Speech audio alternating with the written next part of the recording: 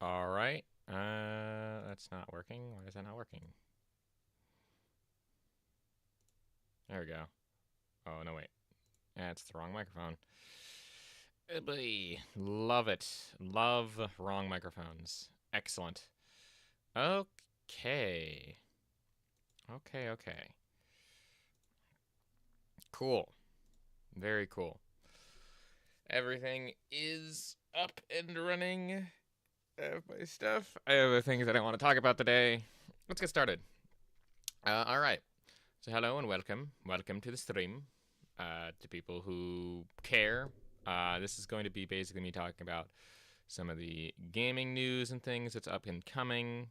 But if this is your first time here, my name is GamePenguin21. I talk about gaming news and things like that nature.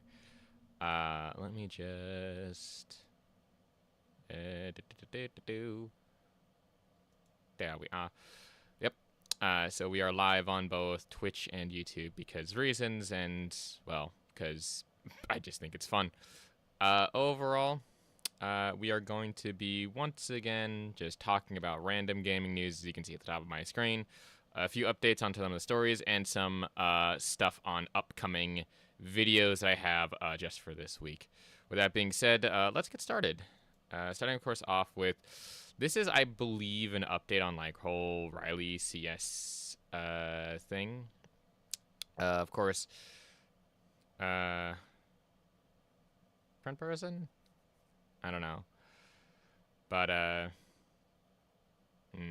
is this the same person? I can't tell. Weird.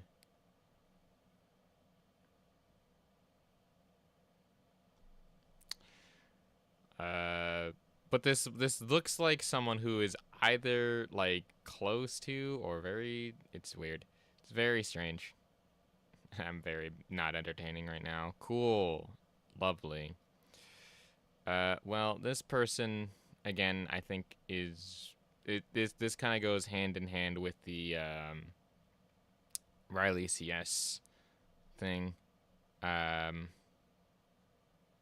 I think Riley CS. This has to be a different person. Maybe I'm just crazy. But again, it's one of those other people where a lot of people are gonna look at this and be like, "Oh no, this person is cheating," and clearly they are really not cheating, if you can believe it. So cool, cool. I hate that. I hate how this just restarts all. It restarts all the time. It's dumb. But I think more specifically, there is this meme that I saw somewhere. It's been floating around, where it's a sequel to a genre-defining game. Absurdly long boss runbacks, people calling difficulty unfair, change to a fundamental mechanic that alters the feeling of movement. Welcome back, Dark Souls 2. I saw this a video. I saw this on here, and there's a lot of Silk Song stuff because Silk Song has come out for those of you who may or may not know. And there's a lot of stuff talking about this, at least in this context. It's really weird, and overall, Silk Song itself seems to, for whatever reason, be coming around to being dumb for a number of reasons. Uh, so, with that being said, what exactly do we have Silk Song news-wise? Well, other than some weird hot takes, which I'll look at Dustin here. The Dustin is a hot take. Lots of LinkedIn posts today will have sour grapes over Silk Song's success because it broke all the rules. It kind of did, and that's why a lot of people like it. Game Pass, minimal marketing, low price point, still a hit. It's called a unicorn slash outlier, but these unicorns keep happening. If every outlier keeps proving the system wrong, maybe it's time to ask what's broken about the system, not how outliers got lucky. And I think that is also like true of a few other things. Like it's not just Silk Song that also has seen like very wide industry successes. To list off some of the other quote unquote outliers that we have here, that being not necessarily Game Pass because we can rule that out, but it had minimal marketing, lower price point, and it was still a hit, which is what I'm going to do here. We have a bunch of different games that even I have on here. I mean, you can kind of say the finals, but the finals is more of a free-to-play thing, so that's a slightly different. You have games like Risk of Rain 2, which I think was like smaller with like a little lower budget. You can see a lot of these. I'm not gonna scroll down because there's a couple of things I don't want to do. Uh, so, but the other games that I can immediately think of off the top of my head in terms of say, um, like these low price point with minimal marketing successes was Lethal Company was definitely one of those. I think it outsold Call of Duty, but there is that. There's also still like a whole bunch of other games. It's like again, its Peak is another one that actually saw. It actually still is seeing massive successes despite being a lower price point. And that is lower price point than even Silk Song itself. Like Silk Song itself was $20, but the lower price point is even more so. It's someone just replied.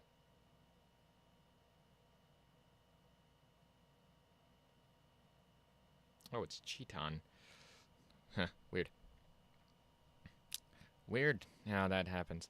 Anyway, but gaming is full of hypocrites where there is this meme that apparently has done that. So gamers, when talking about literally any other game, y'all took 4 to 5 years to make this shit. It looks like DLC. I prefer the first one. When they talk about Silicon, oh my god, I fall in love again. Thank you for having fun for 7 years. This game is more of the same. I love it. 95 MG Gotti. While I do, well, okay. How do I put this? This is true, but also not true. It's saying like, oh yeah, they're gaming it full of hypocrites. Like, no. Like 3 people make it. It doesn't cost $60. There is a big difference. There is actually a very massive difference between again Silksong and these other games that are listed here. Because Last of Us. So let's just go through each of these. The Last of Us Part 2. It was a very big disappointment. Just verbatim in everything that was about the first game. It in my opinion did not deserve like any of the praise really that it got, at least for me. Yeah, it was a good game and it technically looked pretty neat, but again, the story was garbage. It basically spat in the face of everything that originally The Last of Us Part 1 did. Like it was fine, but it wasn't a good game. It was just more of the same thing. God of War Ragnarok at least tried and has seen a pretty decent amount of success, and got ported over. And again, all of these except for Ghosts of Yotai, which again hasn't come out yet. But Spider-Man 2, yeah, I mean that was practically a DLC, but not really. It's one of those things where looking even just at the context of these, like the context of these is vastly different. Saying that, oh yeah, all these is bad because it took them 4 to 5 years. Like, yeah, but Silk Song is different because it was not only made, like, again, I'm not gonna make the excuse of like, oh, it was made like in 7 years and took fucking ages. It's like, yeah, that shit, like, to me was a little bit dumb. Like a little bit dumb as to how many years it took to actually make it. There were so many people calling themselves clowns and stuff, and then like, yeah. I'm convinced Silksong was supposed to be a DLC. I think it was supposed to at some point, but they were like, let's make it an entire game. It's weird, but at the same time, it's like, yeah. And like, there is a number of reasons as to why Silksong is the way that it is, and cool. I love it when the stream is just gonna die on me multiple times throughout this entire thing. Oh boy. But overall, like, I get what he's saying here, but it's just not the same shit. Really. It's really not. And it sucks. But in more Silk Song news, Zelda Universe, nice, I just realized the name here, basically comes out here and says, this is a game of the year. Silksong being at $20 should be a huge wake-up call for the entire gaming industry. And this person says, what wake-up call? Announce a game 7 years before it launches, give next to no updates, drop it for $20. Something tells me that's not going to work for studios that have more than 4 employees. Okay, let's break this down. you're saying that like, oh yeah, you announce the game 7 years before it launches and give no updates, then drop it for $20. I mean, that's not really the lesson you should be taking away from this one. You should. This can't even work for small studios that don't have the continuous revenue like Hollow Knight was making them while they worked on that. Most indie devs aren't selling 50 million copies like Hollow Knight did. Like, I get that. I get that 100%. But that's not the lesson that you should be taking away from this. The lesson you should be taking away from this is pricing your game accordingly to how much you think like people will pay, and then just delivering a good product. I think that that's what should be taken away from this. Like, yeah, certainly. Oh yeah, it's $20. Oh no, drop it for $20. Blah blah blah. Like, dude, people want what games like are good. There's a reason why Hytale, when it got canceled and the people were like, oh, this game is never gonna come out, or like the curse of Hytale or whatever is happening. Like, there's a reason as to why people like this game, because it's just a good game. Yeah, certainly, it's made by the Hollow Knight developers. Whoop-de-doo. Whoop-de-fucking-doo. You know what else was made, like, good games, but was made by, like, developers that people loved? Fucking Destiny 1 and 2 was made by the Halo guys. I believe it was made by Bungie. What the fuck has Bungie done recently? They've done and made Marathon, which has stolen a bunch of shit, right? Like, you know what else also, again, was just bad games made by good developers? There's plenty of fucking examples of bad games made by good developers. But the thing is that Silksong lived up to what everyone wanted it to be and was sold at a price point that a lot of people liked. I think that you just saying, "Oh no, like you can't give next to no updates or anything like that." Like, yeah, certainly. That's a thing that I don't think that they should have done. They shouldn't have taken 7 years to develop the game. I will agree with you on that. They shouldn't have taken that long, like nearly a decade with no like updates or anything, than just dropping the game. Like that shouldn't have happened. I will fully agree with you on that.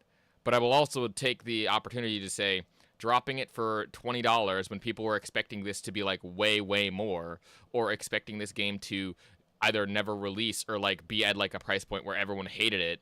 Like that's the thing. Yeah, certainly. They do not have like the Hollow Knight thing. It's the problem that I'm having with people that are saying this sort of stuff about like, oh no, the pricing is the problem. Like, I'll say more about this in an article that I found later this week on my Tuesday video. But the essence of what should be taken away from this is, if you're an indie developer and you're scared of this game, quote unquote, competing with your game, note that this game is on a different level because it released like fucking everywhere, and two, it has a different like pros and cons. Yeah, certainly this is a good game, but it is like it's going against a couple other big games and big titles there. But this was super hyped for years, and it lived up to what everyone wanted it to be. Like, again, it's the same thing of like, if Hytale was to say release, I don't know, in the next 3 weeks. Let's just say that. Let's say Hytale got bought and it like theoretically did all the things correct, and it lived up to the hype. Like, it's the same thing. Like, it being sold for like either free to play or being sold for like $20. Like, that would be the same thing. But does that mean that the entire industry should shift that way? No. It means that the industry itself should shift in a way where they are appealing to more of the audience and more of the people that they want to appeal to. Like, that's how this shit works, at least to me. But yeah. In any case, next up here we have Battlefield Net saying in 90 seconds demonstrates what an open class system means to Battlefield 6 engineers sniping and blowing off tanks at the same time while tower camping. That's just insane.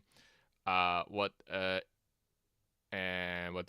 the soldier class even for? So this person is basically showing them how to like sit at the top of this whole location. But looking at this, like, there is a couple of there's a couple of things that are different with this. One, this is, I believe, I don't know if this is Chinese or Japanese. I don't know how to read, but this is like a specific server, so this is just one example where they were talking about like an open class system, which seems to be like giving all the weapons to all the people. I do think that you should at least be able to earn it than anything. And this person is also doing what looks to be defensing. And so there really is no other place for him to be. I mean, yeah, you could be like, oh, the engineer should be on the front lines. Like, that's true. But yeah, Yeah, open class ain't it in my opinion. The more I play 2042, more flawed it feels.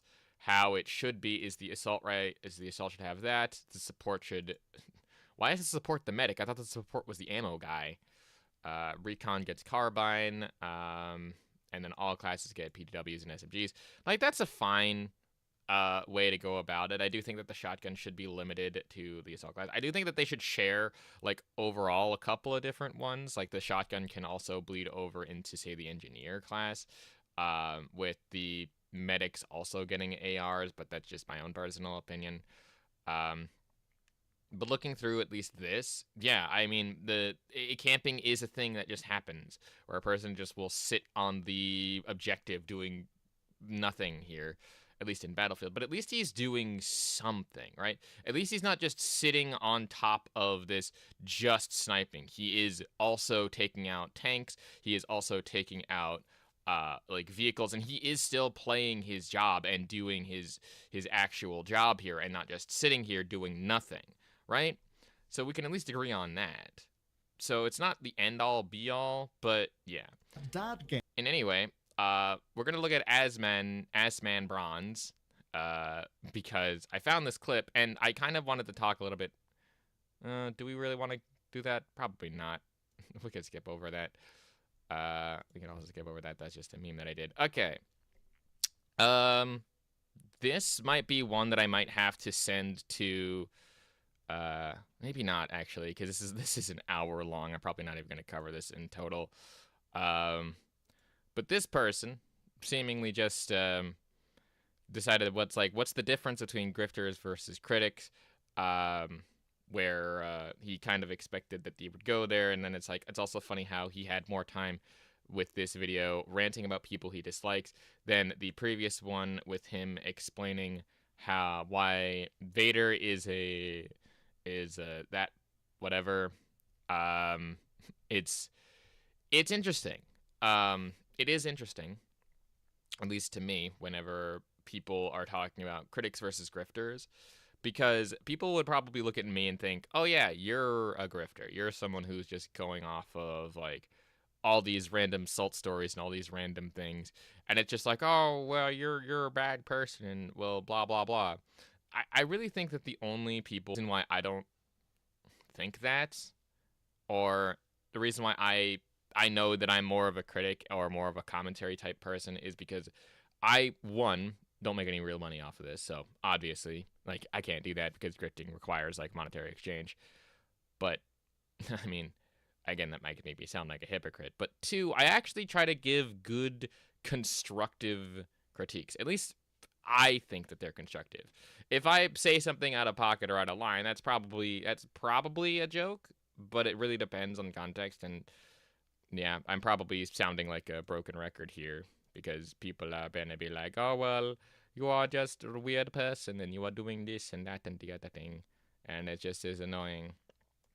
So, yeah. Anyway, back to Silksong, and in actually more interesting and fun news, as we have here. The pirate, Pirate Nation here comes in and says, Silksong is so popular, even pirates are buying it. Free DRM, and it's cheap enough to encourage those who typically pirate games to go out and buy it. This is something that I will cover in the video as well. And this will also cover. I'll cover this 100%. But this person is basically putting pirates in quotes here, so you already know this is gonna be a good take. They aren't a thing. Sure. Y'all just broke ass bitches. The only reason you can buy this is because it's released at the beginning of the month and it's only $20. Okay. So, quote unquote, so here's the thing. So pirates aren't a thing, right? But you can afford this now because because some people are just broke. Some of these dorks complain about women's appearances in games. If you haven't paid for the game, shut your mouth. Okay? Well, hold on. How can you look at this, right? Look at how the people who would normally be pirating the game and think of this as like, and get mad over this, right? Why are you getting mad over this? Like this person says, some people are broke. Jobs aren't available or easy to get into in many places, especially with how much we imported cheap labor into our country. Blah blah blah. I don't care if I was a dev who made this, I'd say get my game any way you can, pirate it even. And people have actually said this, where if you remember the Peak developers that I brought up earlier, uh, or yeah, if you remember the Peak the game, they said like, hey, don't play the garbage on Roblox, play or pirate our game more because we would rather you play our game than anything else. It says we're not talking about water and housing. I guess, these are games. The people making the games need to get paid too. I don't think I can justify pirating games because you're short on money if you just don't want to. That's the thing. But just own it. But that's the thing. That's the thing. It's like, oh yeah, pirates aren't a thing, but there is still people who will pirate the game. But this is a good thing. How can you get mad over pirates being like, yeah, no, buy the game. Don't pirate it. This is like a game worth supporting. Like, how can you get mad over that? It's like, oh yeah, they complain about this. It's like, dude, how are you getting? How and why are you getting mad over this? Meanwhile, in actual reality, on a pirate sub, those that even suggest paying for this are immediately downvoted or bullied into deleting their posts. Well, that's just Reddit. I wouldn't really count that as anything specifically. Yeah, and like this person brings up, piracy is 100% a scene and a community, and a lot of people could buy things, they just choose not to do so. And surprisingly, because of a lot of these people, will still have games that would otherwise be lost to them. And it's like, yeah, that's kind of true. In one way, shape, or form. But I don't know how a person like K-Med here gets mad and says, oh yeah, pirates aren't a thing, and then they're just broke. So, like, dude, how and why are you getting mad? They're basically like that. Also, No Man's Sky apparently hit 100,000 players at some point, seemingly today. Congratulations, Sean Murray. You've made the biggest comeback in probably any gaming history ever. From making it. So, in the chat, they did region price it on Steam, which also helped. Oh yeah, they did. I guess they did region price it for Hollow Knight. If I'm looking at this correctly. Yeah, I guess that's correct. They did region price Silksong and stuff, I'm assuming. But that's not the point. The point is that this person's getting mad because, oh yeah, the pirates aren't a thing. They're just broke. It's like, there's a reason why people pirate games, and one of the big reasons as to why, at least from what everyone has said, is that it's a service issue, not necessarily a pricing issue. It really depends. But I mean, a game that is $20 and stuff, it's like, oh yeah, the only reason you can buy it is because of your $20. Like, get your money up, not your funny up. It's like, yeah, that's why that's why people like Silksong. That's why people like this game. They're looking at this and they're thinking, oh, this is a game is for $20. I thought it was a AAA big release, and then they play it and then they're like, wow, this game is really worth the $20. And then it's like 30 hours later, it's like, dude, this game was so worth the $20 investment. Like, I've had games like that. Like, for example, I'm probably going to play a game later today that was $20. That was Void Breakers. Might play it after I get some runs in on Arena Breakout.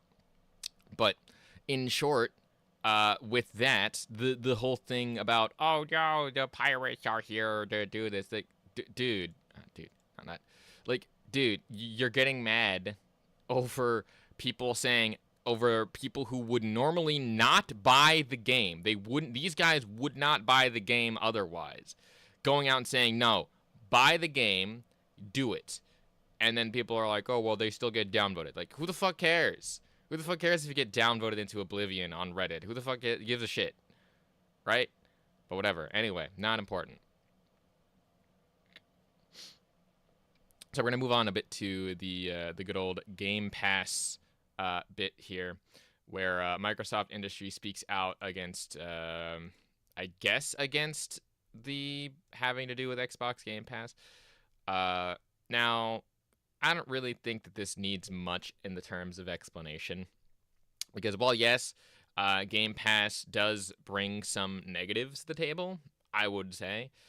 The main negative for the main negative from what I can see would just so happen to be that people necessarily, I guess, quote unquote, buy less games. But at the same time, like, they said the same thing about piracy, right? Where piracy itself was bad for the gaming industry because people would not want to buy games that are anything. It's like, no. Like, piracy has been known to actually improve game sales because people then are able to play the game for a number of times before actually, like, buying it. But to read this quote out, while Game Pass can claim some victories with games that would otherwise have been sunken into oblivion, for example, Human Fall Flat, which, let me be clear, I don't like that example. Human Fall Flat was very good, in my personal opinion, a very interesting physics-based platformer, which personally I really like. I loved this game, played it with friends, played it with people. It's great. But again, most of the adoption of games on Game Pass comes with the comes at the expense of retail revenue. Unless the game is designed from the ground up for post-launch monetization, I could, and maybe someday I will, write pages about the strange internal tensions that this generates. While I guess in some way, shape, or form you can say that, and yeah, certainly, like, oh yeah, unless the game is designed for post-launch monetization, wouldn't you just, launch it everywhere, including Game Pass? I never understood this logic, where it's like, oh yeah, Game Pass causes some victories, being that you can, get a bigger audience for your game, right? But people realize, for the most part, games on Game Pass are available to purchase in other locations. Again, to use Silksong as an example, this game is on Game Pass. Like, it is 100% on Game Pass, and it is available everywhere. I think, I don't remember, but the game is, what the fuck? Yeah, the game is on Game Pass, and it is available for the same amount of money that it is on Game Pass versus on or in, like, the actual Steam page or whatever, wherever the fuck you buy it. It's available for $20 across the board, including on Game Pass. At least I think so. If I'm wrong, I'm wrong. But it's available, like, everywhere, and yet it is now, like, some of the most. It is more popular and more widely liked than sliced bread. So, I mean, where's the problem with Game Pass, like, harboring into sales, right? If a game like Hollow Knight or if a game like Silksong can come out today for a reasonable price and everyone is saying go out and buy it, don't you think that, like, maybe it has something to do with the price of games in general and not just the fact that, people can rent games and understand that? It's weird. And I always find it really funny how people are like, oh, well, think about the revenue that cuts into this. Like, I guess, but at the same time, it's been proven time and time again that Game Pass also has, like, a positive other effect. Other than, like, you get my problem here, right? You understand what I'm getting at, right? Right? I fucking hope so. Anyway, let's talk about MBG. So MBG, from Astro Cyborg here. This is one that I just wanted to pull up. I'm not sure if I've reacted to this, but this is one where MBG is the quote, "This grown man is getting visibly upset that Pears was sent a Spider-Man PS5 from Sony, and you can't make this stuff up." I don't know who that is or what this situation entails, but I always find it funny that MBG is still one of the people that continuously makes news about weird stuff. Live service slop saying what's behind Sony Ben's new game, which seems to be interesting. Yeah. I don't really think we need to talk more about this because MBG is just one of those people that continuously will just make up things so much about this. Um, Fine, I guess we'll talk about this clip from Astro Cyborg, or not Astro Cyborg, from Asman Bronze, because sometimes a broken clock can be right twice a day. Let's just listen on this. We've got cinematic sad dad games. Like I'm so sick of The Last of Us has done irreparable damage to the gaming industry. It made every fucking annoying, pretentious theater kid that makes video games think that they can be a fucking Hollywood director. It's so annoying. You're not Kojima. Pack it the fuck up, you annoying fat millennial, and just make a video game like Fall Guys and shut the fuck up. A little extreme there, but not entirely wrong. I do think that there is and was a problem with The Last of Us, at least Part 2. I wouldn't say The Last of Us Part 1 so much as it did do and did earn a lot of the success in my own personal opinion. But the one big thing about The Last of Us that a lot of people continuously took away from is the wrong lesson. And I think the same thing is going to maybe happen with Silksong, where people are taking, well, we can actually, no, that's incorrect. We can actually see them taking away the wrong lessons from Silksong in general. That being that Silksong itself needs to be emulated, or needs to be priced according to this as a standard. Like, that's the wrong lesson you're taking away from. It's deeper than that. It's deeper than the surface level, which most people are taking away. Like, oh, so long as we make a game like this and make it worth this and never do it and work on it for years, then we can win. It's like, no, that's not what happens. That's not the problem. My biggest problem is that you need to price games according to how you view the game as a product, and according to what you are willing to do for it. Like, there's far more different things that you can talk about when coming to Silksong as a game itself. To me, I look at Silksong, and all that I see that you need to take away from this game is this. When you're making a game, you need to think of 3 very specific things when making it. For one, you need to think of the gameplay, obviously. The gameplay, story, and other stuff, and the actual game as to what you're working on is always going to be top priority, right? You need to emphasize what the game's foundation is going to be and where that game is going to go and what you're going to build off of. Always. That is just verbatim how shit works. Number 2, for this sort of thing, is price your game appropriately. Price your game to how you want the game itself to be viewed, how you want the game itself to be utilized, and how you want the game itself to actually be in accordance to how much you think you can get away, maybe not get away with, but how much you think that people are willing to pay for this game. Price it appropriately. Don't just overprice it for whatever the fuck reason.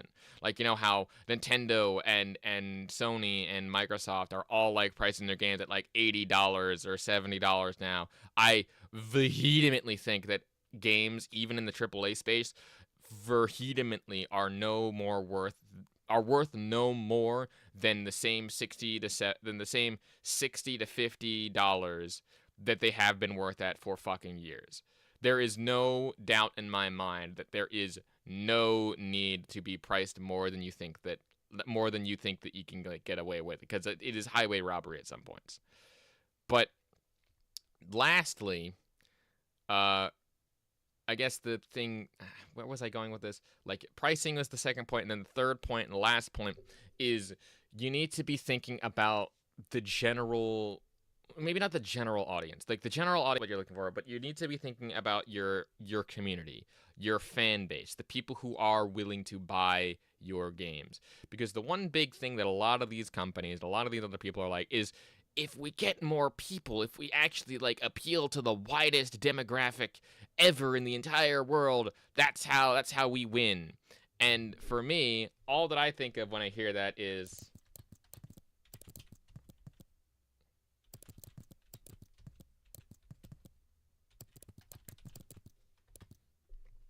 all that I think of when I think of that is this quote right here, from Syndrome, right? When everyone's super, no one will be.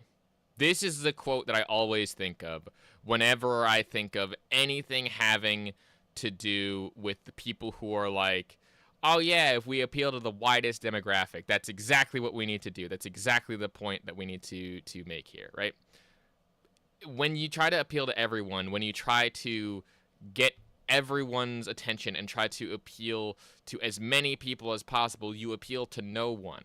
Because, put very simply, that's not how this works, unfortunately. Speaking from someone who, again, is a guy who has done marketing, who has done vehemently what audience needs to do it and stuff like that, whenever that happens, all that I can think of is this quote. Because that's not the point. The point isn't always to, like, go to the widest common denominator. You need to appeal to the people who is your audience at first. You need to appeal to the hardcore, maybe not the hardcore, but you need to appeal to the foundational audience that built your success in the first place. Or if you're a new brand or something new, you need to appeal to the specific market that you are aiming for. A great example of appealing to one market so good that it then expands out to other stuff, not just in video games, but just in media in general, has been My Little Pony: Friendship is Magic. That specific show, show was not meant to at all. Why is this on that? The show was not meant at all to really appeal to the male demographic. It was very, very specifically meant to appeal to girls and to little kids, like very small children. But when the show aired, and after like several years, the community became alive with a lot of older and male demographics because the show was just that good.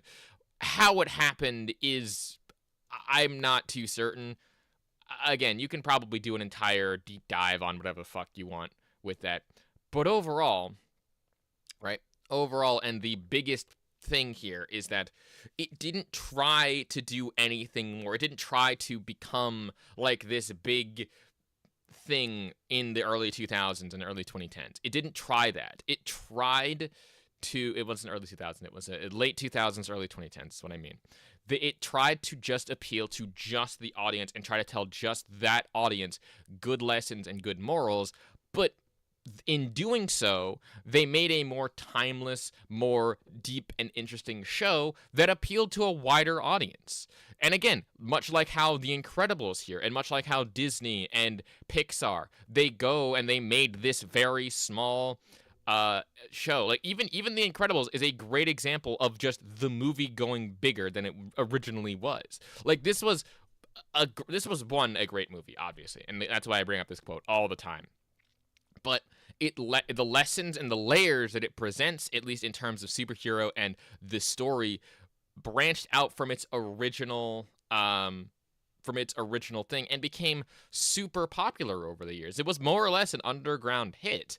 And yet when push came to shove, right? And this inevitably this became like a very popular thing. We eventually got a sequel to this fucking nearly a decade or two later. I think this was made what, 2006?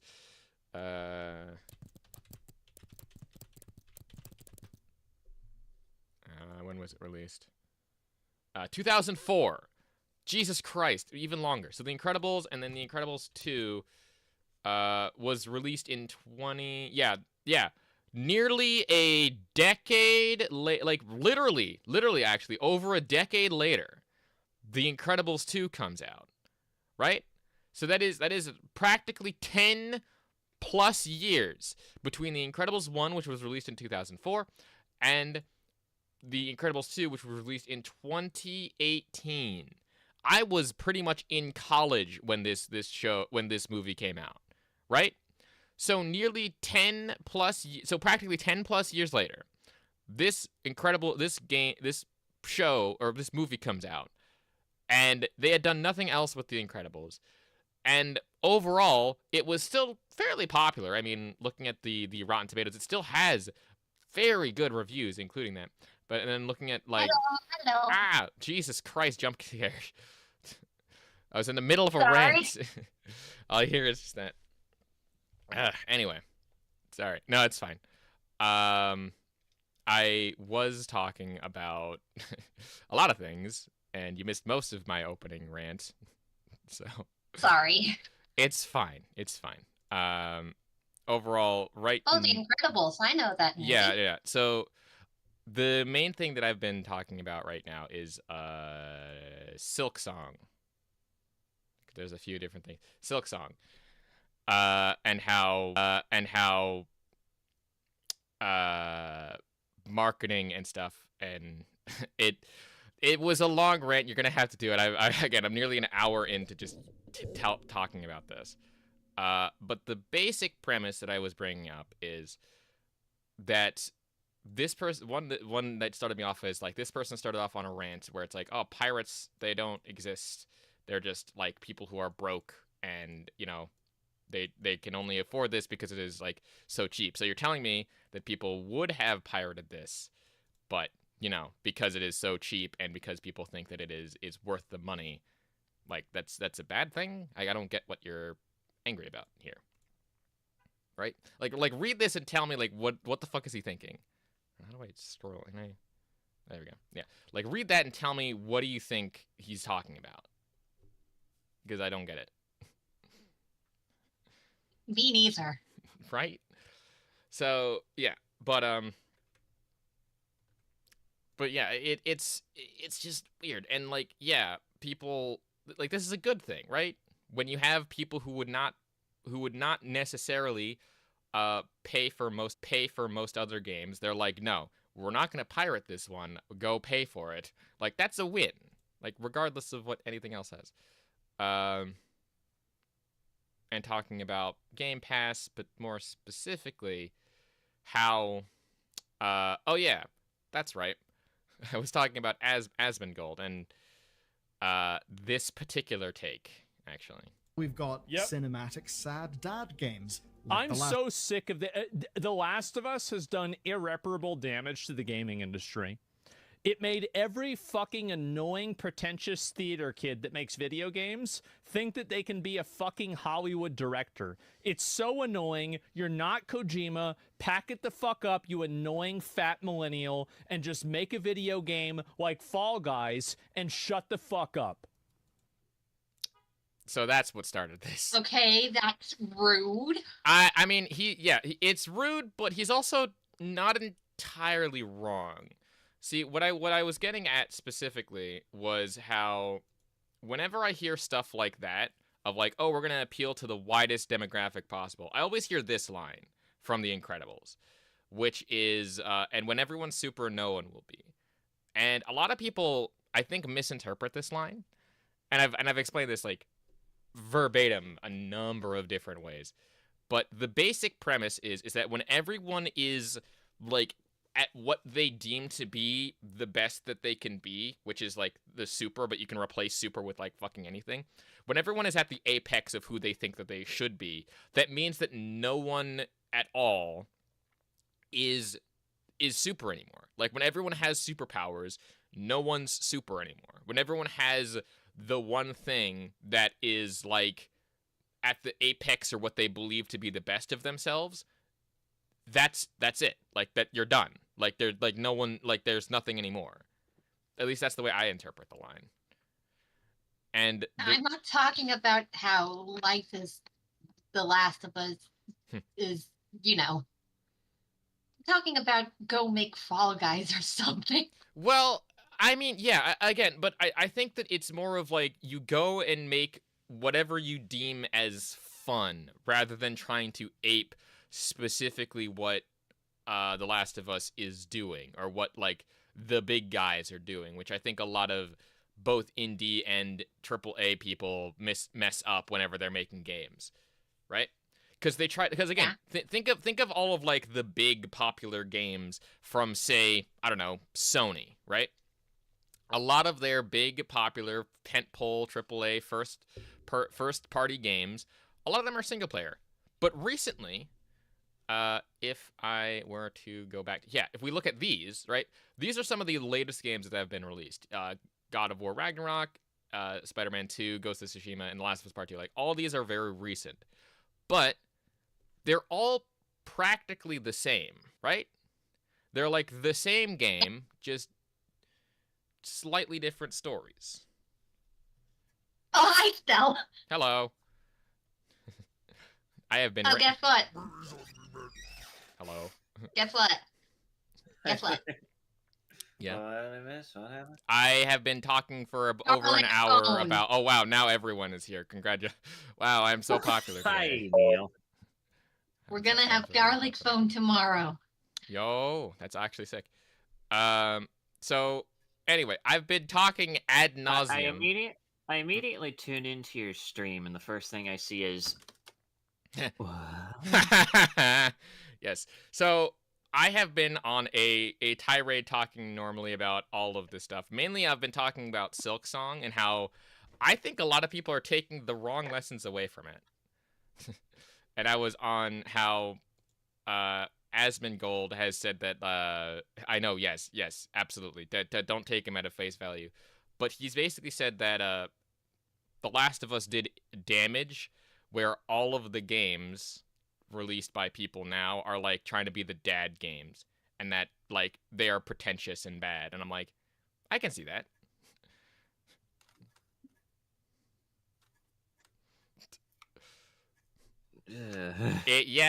Yeah, but the thing is it just goes to show like people take the wrong lessons away from like popular games is what I'm saying. For Silksong, people are taking away the lesson of this. It's like, oh yeah, announce the game 7 years before it launches and then drop it for like $20. Like that's not the lesson you should be taking away. The lesson you should be taking away is make a good game, sell that game at an appropriate value that people want to pay for, to the point of where you get which one is it? Not that one. This one. To the point of where you get pirates basically saying, don't pirate this game, please. Pay for it and own it because like it's worth the money and stuff like that. Yeah. And like that's a win. Basically the main thing that I get from Silksong is, wow, people could really be doing better when this is just a team of 4 people. Yeah, absolutely. I also think that another good example is, let me see here. Also, surprisingly, the reviews for it are not doing well. That's the wrong one. That is actually just straight up not true. You can look on. Except for Steam. Steam is just happy. What's the name of it? It's a Steam game, I know that. Like, are we talking about like reviews from like IGN and shit like that? Like, who the fuck Yeah. actually takes them seriously? Are they just mad that they didn't get to like suck early or something like that? I don't know. Okay. Okay. Well, I also they're probably just giving bad reviews because they're just fucking pissed off. God damn it! We didn't get early access to the game. Mm-hmm. Oh yeah. But Dustin also brings up another interesting point where it's like they call it a unicorn and outlier for specifically Silksong, but I'm like, these still kind of happen. Like imagine, like, to just think of the ones off the top of my head, there was Lethal Company, which sold like top 3 for when it came out. There was currently the biggest thing that's been taking over has been Peak. And there's been a couple other ones, and also, by the way, they hit 100,000 players apparently concurrently. Congratulations, Sean Murray. But that's like that brings up the point. Yeah. Not yeah, but that brings up the point. It's like you make a good game, you sell it for a price that like people want, and at the end of the day, it's like people wonder like, oh, why are these games so popular? Why are these games so like good? It's because whenever I hear people trying to I've talked about, I explained this before, but I'll explain it again. Whenever I hear people saying, oh, we're trying to appeal to the widest audience you will ever see in your entire life, I always think of this line. I don't know if you can see that. Yeah.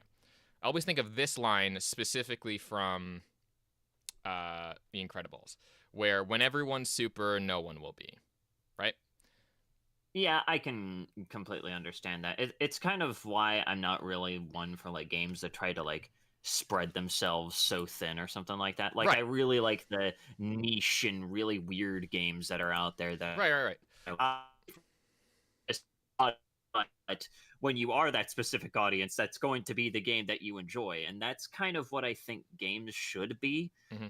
Like, no game should try to be the jack of all trades, master of none, okay? Like, games should just be for the specific audience that they want to try and cater to. Like, obviously, with Hollow Knight and Silksong, those are for, like, the Metroidvania type of people that are looking something that's really difficult but still extremely good looking and fun. And what do you know, it's like one of the most popular games that exists right now for a good fucking reason. It's because even for the people that aren't like normally Metroidvania kinds of people, they'll give it a shot because holy shit, it's doing numbers, and maybe they'll find a new love for that kind of game.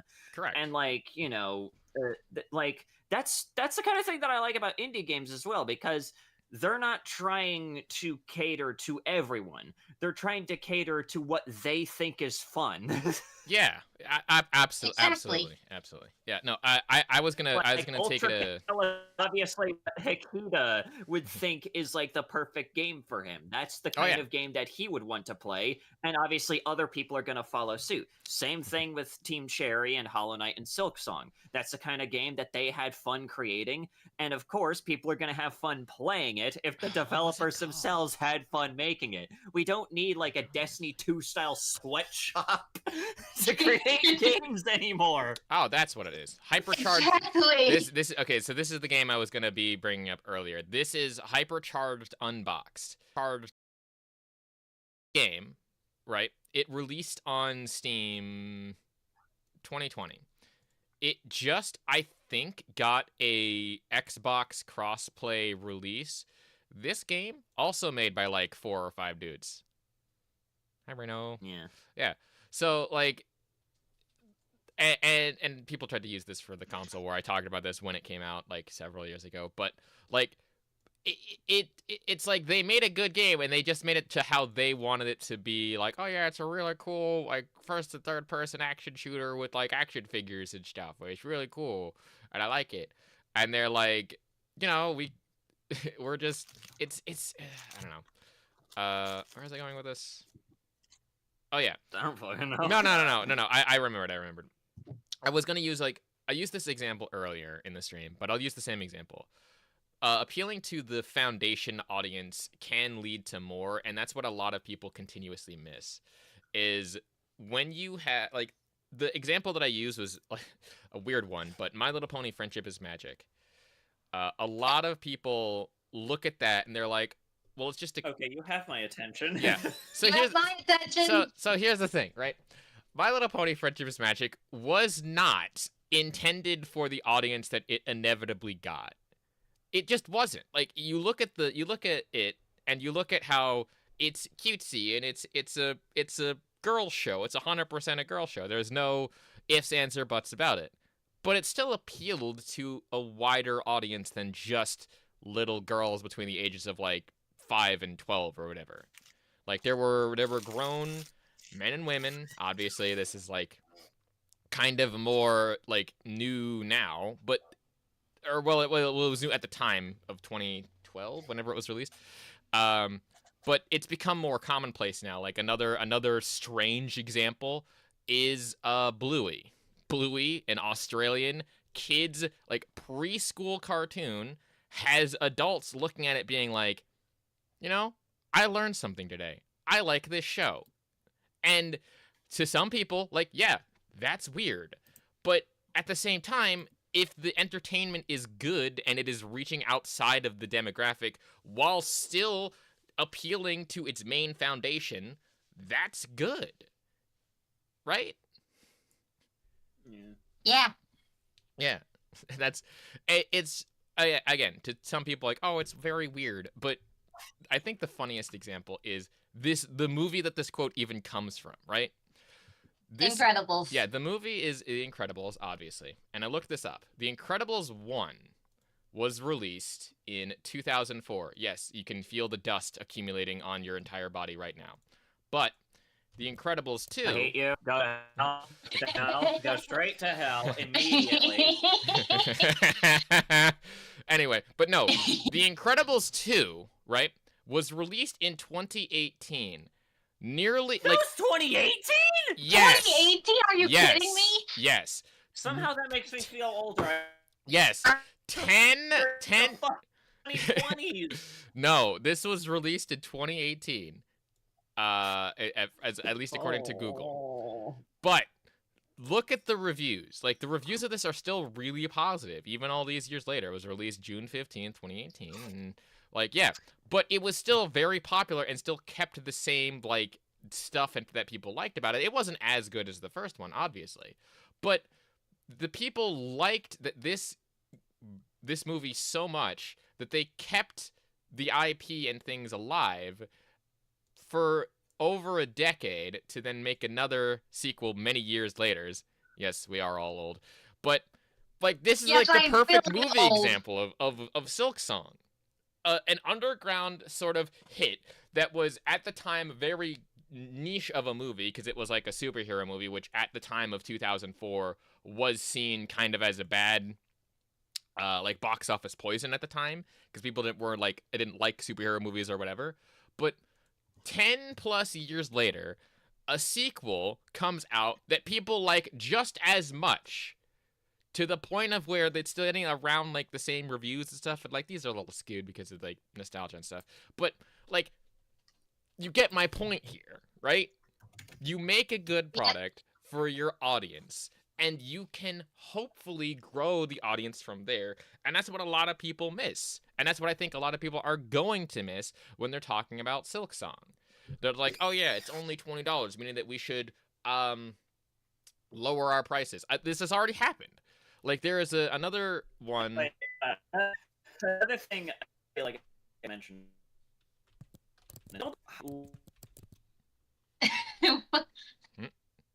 Yeah.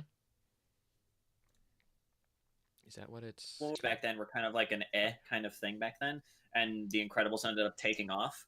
That's kind of the same thing with Hollow Knight, because like the idea for Hollow Knight was like pitched on Reddit like a few years before it finally released, and it was just like, you know, someone posting, "Hey, my friend is currently working on an indie game, and this is what they have done so far." And it was like, you know, early work of the original Hollow Knight, and a lot of the comments were basically just like, another one of these kinds of games, I think I'll pass. And well, what do you know? When it comes out, it's like one of the most popular Metroidvania kind of platformers during that time, so much so that people were frothing at the mouth for Silk Song's release for 7 fucking years. Oh yeah, no, definitely. But this is the tweet that I was gonna find. Damn. Yeah. So I'm gonna cover this more in an upcoming video this Tuesday or Thursday, where I found an article that was based off of this tweet alone, which is, as a dev making a smaller Metroidvania like Silk Song, which originally thought would be fairly priced at $20, what should I price it now? It'll be a 10 to 15 hour game, but it was made by one person with limited dev time and funds. I can't afford to give it away for free. Now, what my question here is, what is the problem? Like, you see my problem with this, right? And what, like, my answer would be? Yeah. You price to me, yeah? The math is failing to math. Well, it's not even just the math is failing to math here. It's just that if this person thinks that the game is worth $20, the game is worth $20. Because you're the developer at the end of the day, and you're, like, the one person. And it's like, oh, well, I'm making it similar to Silk Song. It's like, okay, so price it how you want. The question is, just price it however you want to. Like, in my mind, as long as you're not like trying to rip people off like certain AAA gaming companies nowadays are, it should be fine. Yeah. All of them are. Yeah, again, and from the looks of Nintendo, yeah, like again of Lone Fungus, like, this is the gameplay right here. Like, look at how good that looks. Actually, look at that. Look at how cute that looks. Like, I'd play that. I'd pay $20 for that in a heartbeat. I mean, hell, you've seen a lot of people talk. I've seen a lot of like discourse around Silk Song, and what I think is extremely funny is because Silk Song is priced at just $20, people are just like, I want to pay more. I want to pay more. Yeah, but that's but like that's like if your good game thing. is good enough, people are going to want to pay you more. So here's the thing. I've used this example countless times when trying to explain when pricing a product or a service, right? So you have a poll, and the poll is 100 people, right? You have 3 different price points that you are debating on whether or not to price your service or whatever at. You have $15, $10, and you have 20, 15, and 10. With the pricing, you have about 50 people who will do $20. You have 35-ish people who will do 15, and the remaining percentage will do. You then have like about 15% that will do the 10, and then you have about 5% that do that don't care, they just want the price. Of the 3 price points, given those numbers, right? Which one would be the most profitable? 20, 15, or 10?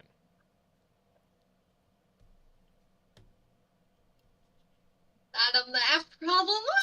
Well, you don't. Well, just answer. Like again, you have 50% that would do 20.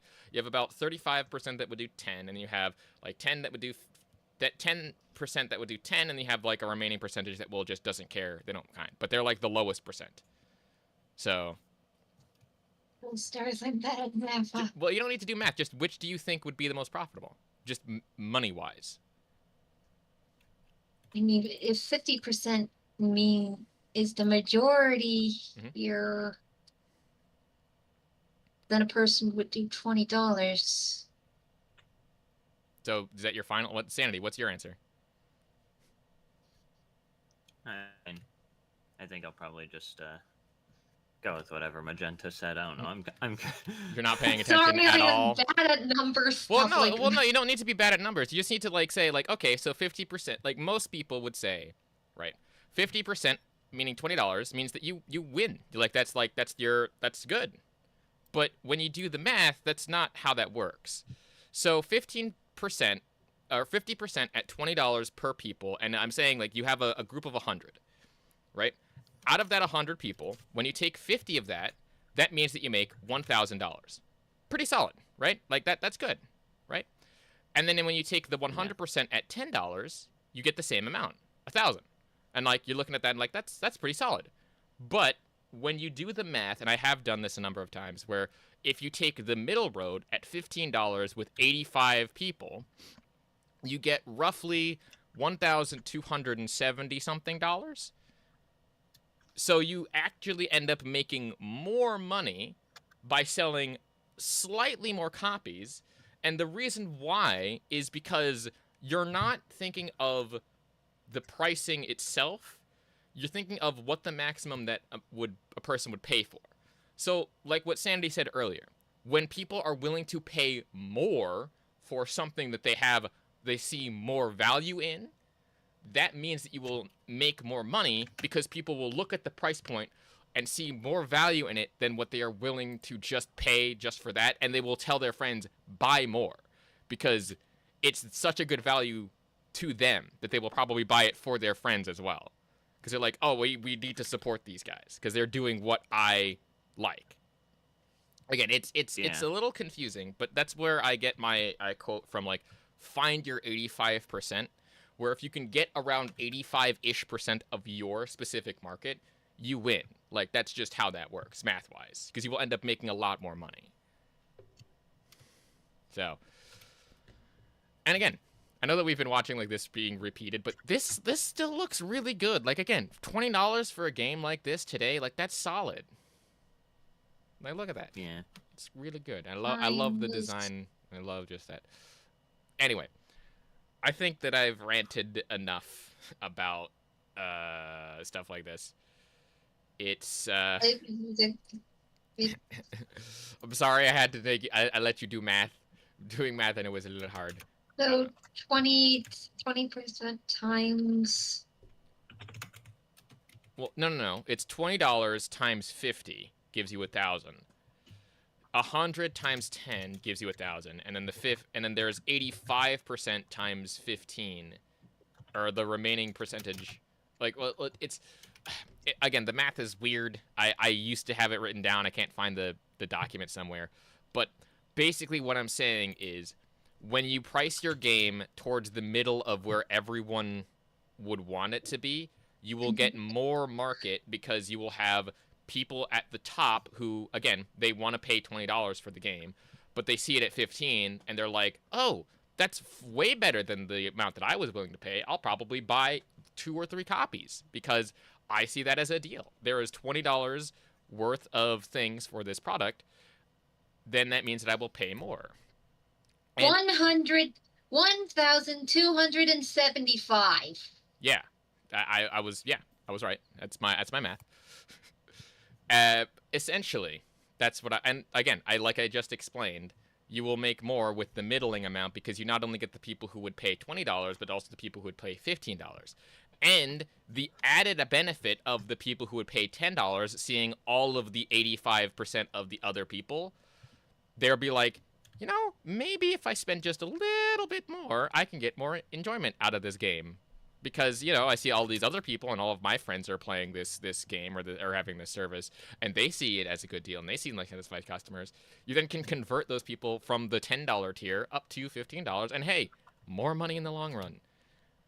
It's almost like that's how business works, if anything. It's weird.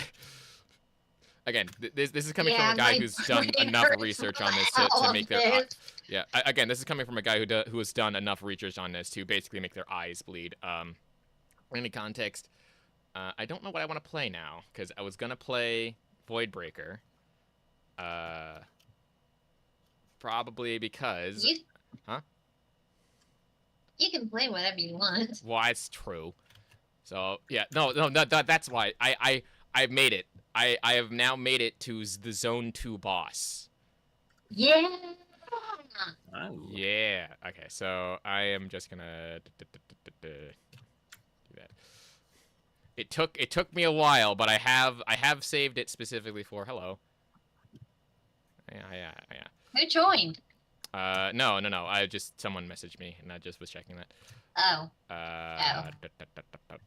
Is it even available to be? Oh, it is. Cool. Hooray! Let's see here.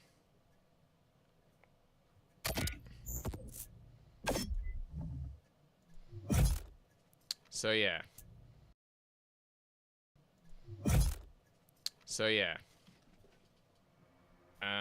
Let's see. All is well and good. Just make sure stream is okay. So I don't know if Sanity has seen Voidbreaker. I don't think I have. Well, so this is a single-player game made by one guy. So talking about really good indie games, this is made by one guy. Sorry, I have to do something. I'll be right back. Oh.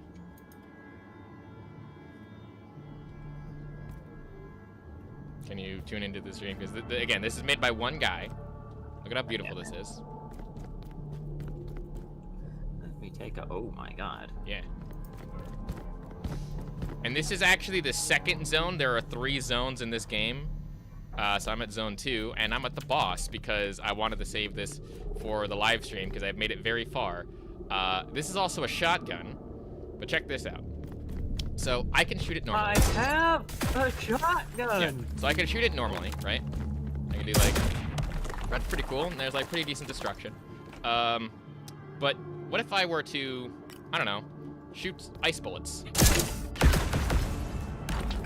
Oh, that's right. My bullets also explode. I forgot about that. Because in here I have things like ice wave charge, which basically makes my stuff freeze and explode. I also have homing bullets, which will lock on to enemies, as well as my stuff explodes when it collides with things. So it does like destruction. I also have a charge shot that basically adds more damage to my gun. I have this, which basically just does this, which also does damage to enemies. What else do I have on this build? This build's insane, by the way. Melee damage increase. Also, I can destroy structures with melee. I have a reload increase and just a whole bunch of stuff. and if you'll notice a little 2 and 3 above them, it basically like exponentially increases the power of all of those modules. So essentially, I am kind of a god. So let's get ready to fight the Zone 2 boss. And you haven't seen the Zone 1 boss, so this is gonna be very strange. Yeah. Oh yeah, it's thing. the robot Gonarch. Yeah, it's this thing. It is a robot The Gonarch. It's a 6 legs now. Yeah. Okay, so what is this? It's not Gonarch from that.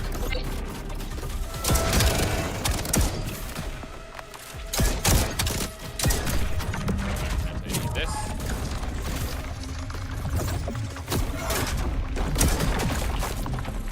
Oh,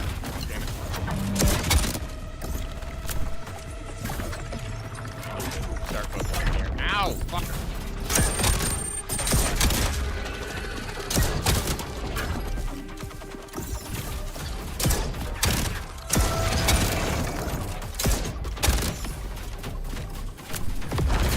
how did you dodge that?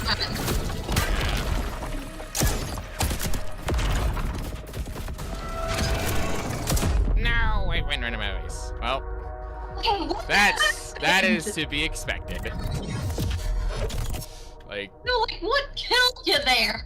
it was a particle that just went into my dome. It happens. But you can see why I like this What game. particle? lasted longer than usual. Weird. Don't give me hope like that. Yeah. So I can also do upgrade stuff. Where, let's see, Scavenger. Oh, yeah. Give me that. Enemies can drop health. Stack overflow. We'll leave the rest there. I can also do this. Cool. Alright, that should be good.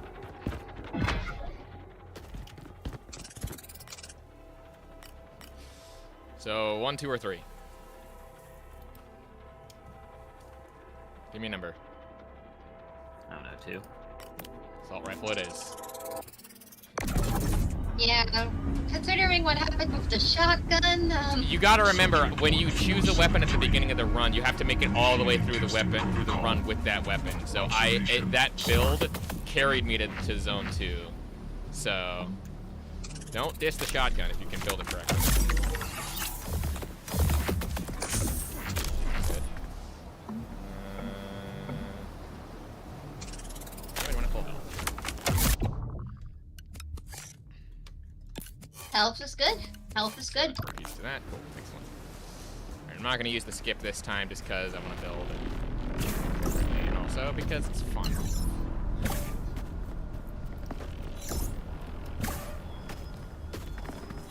All right. No! No! Oh no! Don't fucker! You son of a bitch. Oh. God dang it, I hate it. I hate it It when went I do straight into the water. that. It did. Also, there's an enemy there. Okay, there we go.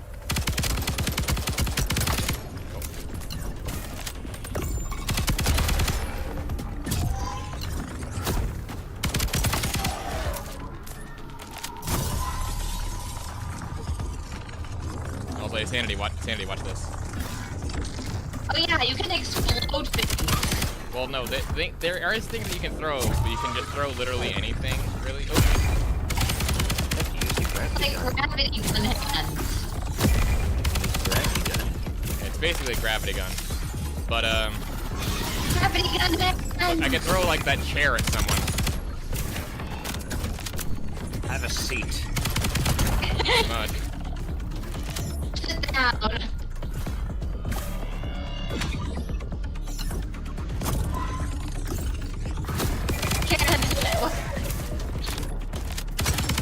That stuns enemies, but it also makes them drop, like, health and ammo.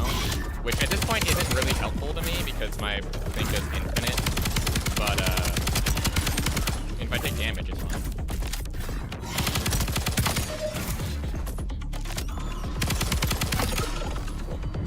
Nice.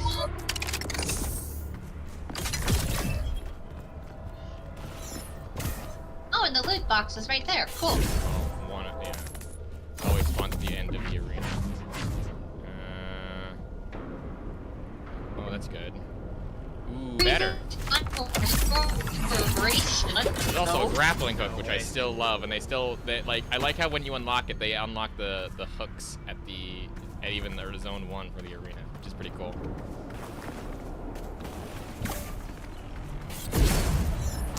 I still love that, because the thing when this game originally came out, or the original demo was a thing, this wasn't a thing. Like, the sword was not a thing, which I complained about it in my original review, and I'm like, ooh, yay, the guy actually listened and gave his sword in the next demo, which I'm like, yes, please. Okay, cool. Oh, it's just what's this?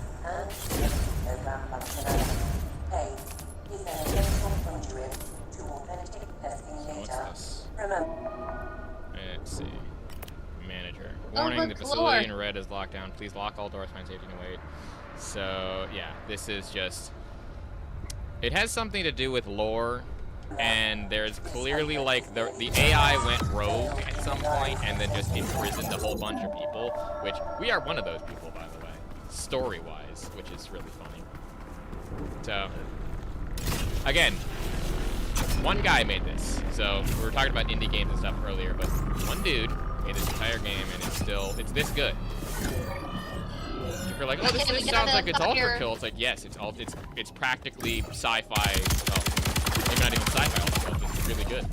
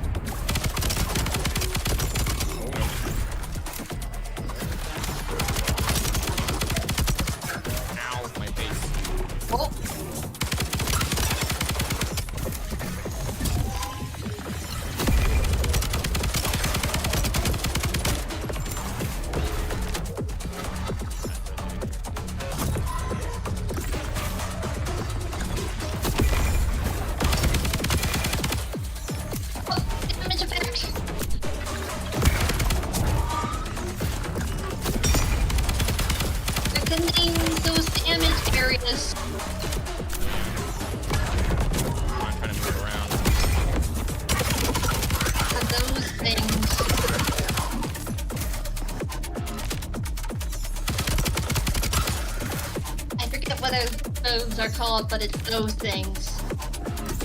I don't even know. Okay.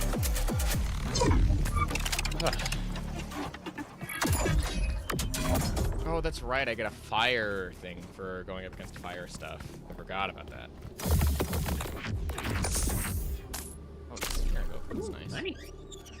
Money, but also Sphere Invoker ability mod.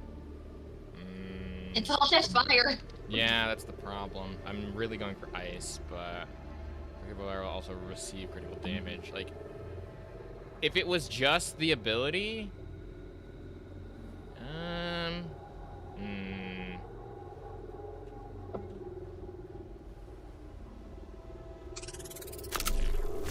like it. Let's take a look at the map here. So.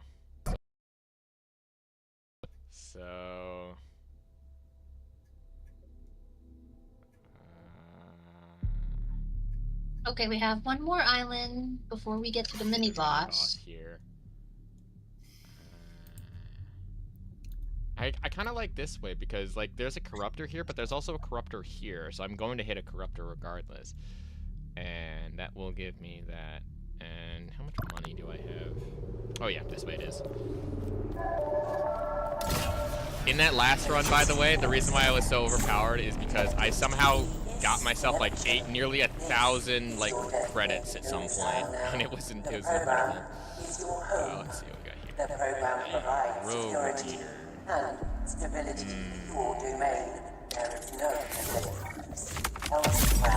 Do that. So I can do Sphere, which will. I think that actually is a better placement. then I can do an entire row. Like that. Oh, what are you doing? Yeah. Okay. We're doing a normal one. Sorry about that. Discord discorded. Ah, nice. I love it. It's also internet stuff, so.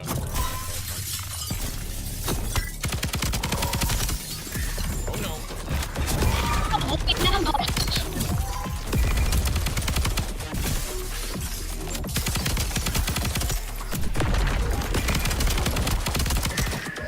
I do also love that mechanic too, where you don't have to like throw things at people.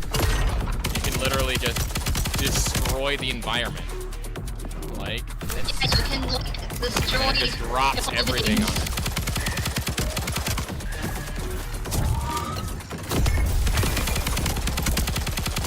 It stuns the enemy too, which is always useful. That's hilarious. Ow! Oh!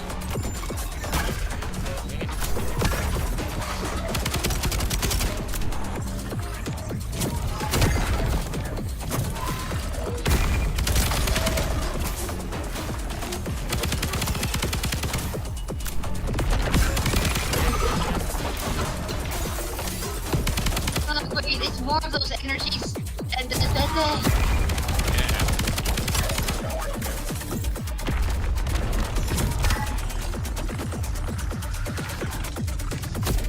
Wait, what is that doing there?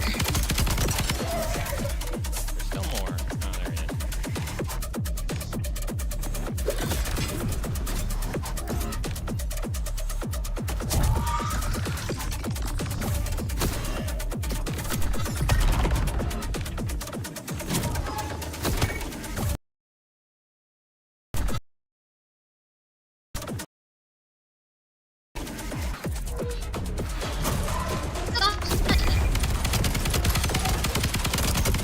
Trying to get a little bit more health and ammo out of that. Cool. Nice.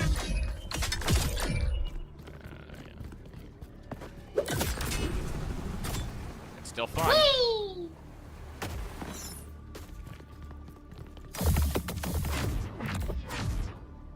Scorch. Scorch mark unit. Yeah, it doesn't really do much. Yeah. That's the projectile mod, and that's what I'm kind of looking for right now. I think you missed a box. Yeah, there was a cube thing that lighted up. There it is. Oh! Well, I'm more just looking at the shop again because I have money. Increase damage to frozen targets.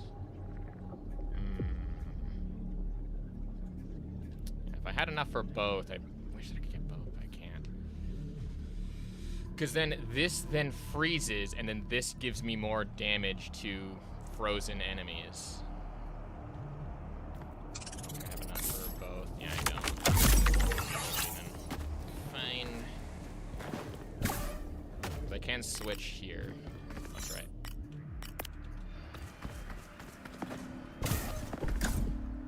I do think that there is one other thing that could be improved, and that is like being able to hotkey switch, like abilities. Switch out abilities and stuff. Because as of right now, you can only hotkey switch out like your firing. So. Oh, thingamajiggy. Yeah. Thingamajiggy. So who's it? What's it? Yeah. The whatchamacallit. Boss time. Boss time! Oh, it's this one. Oh god. What? I'm gonna get a little bit distance too. Oh god! That wasn't the boss that we fought before, what? Yeah, there's like 3 bosses here that are available. There's this one, there's the Swarm, then there is the... There's this one, there's the Swarm, there is...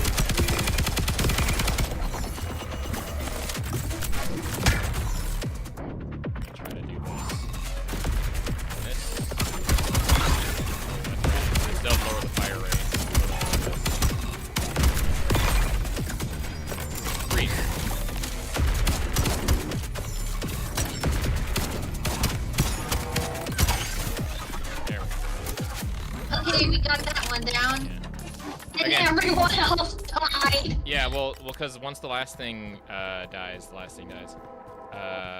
Okay. I mean, again, that's like one of the easier ones. The one that I'm always like a little bit scared of, or at least was a little bit scared of, is sure,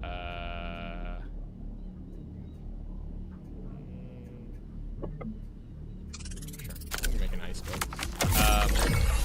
The only other one that I'm afraid of is what's it called? The one where it's like one guy, 'cause it's very hard to get more damage. But you... Is among the most common it's like one guy... of organic life. Shut up. Therefore, subjects should remind themselves of this privilege. The program now provides them. Thank you for joining Eternal Life. What was I saying again? I don't really know. I already forgot.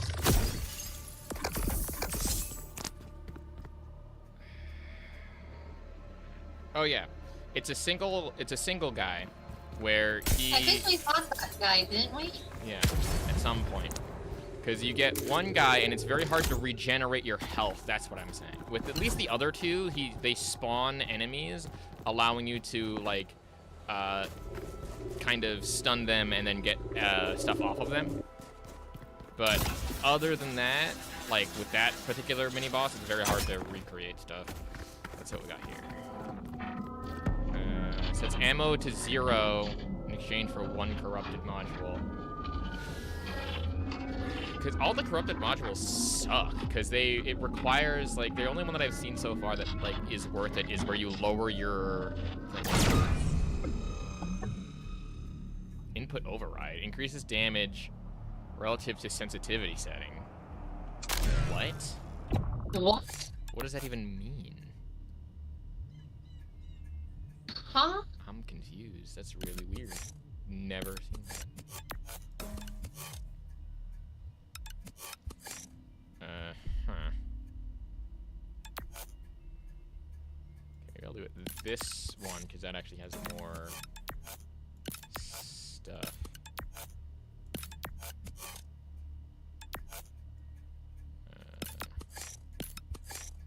Moving things around. Sure, let's test this out, I guess. So, what is my... No. No. Yeah, so... max sensitivity applies 2x damage. Congratulations, you are now legally classified as a blender. No effect, no additional effects from stacking it, so there's no need to do that.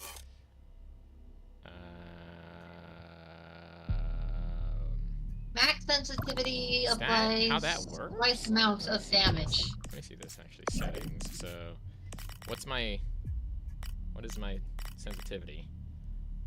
Global illumination, blah blah blah. Who cares? Here we go. Camera shake amount. That's not what it is.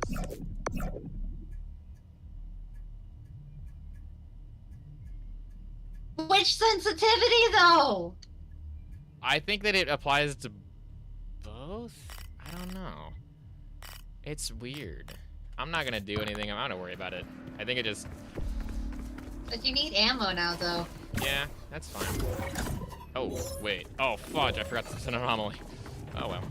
Yeah, it says that I need ammo, but the thing is that, again, like, the main regular module gives you no bonuses. It will give you, like, infinite ammo.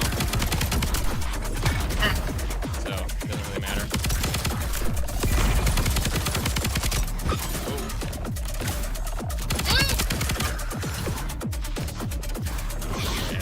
I can't do projectiles. No.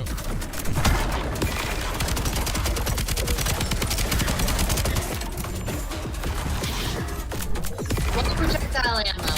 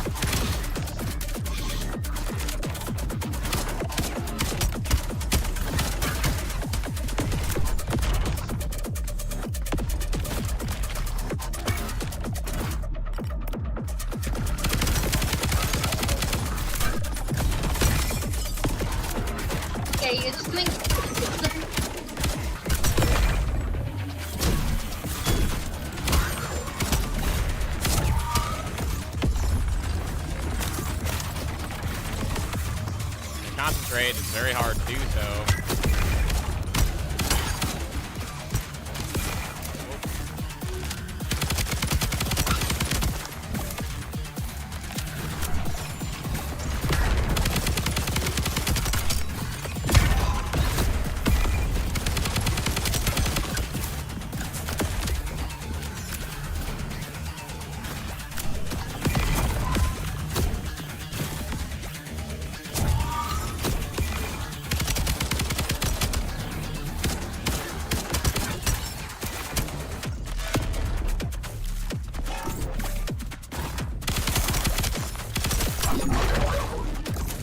Oh, that's right there, fire.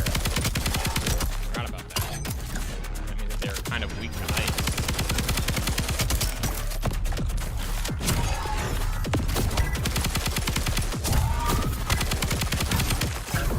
Ow. There we go. There we go. Okay. That's right, I also got my other big one. Let's go.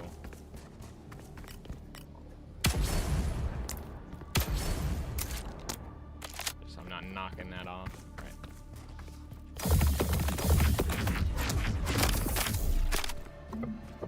Let's see. Fire shot. Objects thrown, inflicted.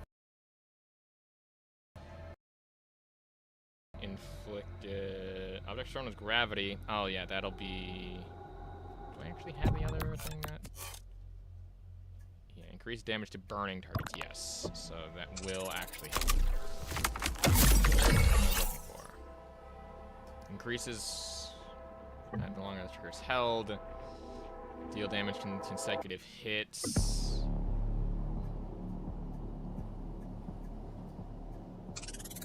That'll help. Okay.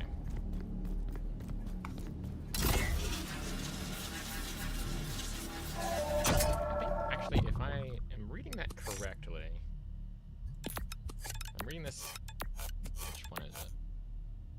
It's one of these. The fire one? Not the fire one. This one.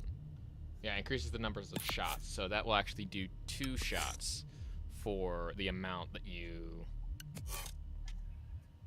Yeah.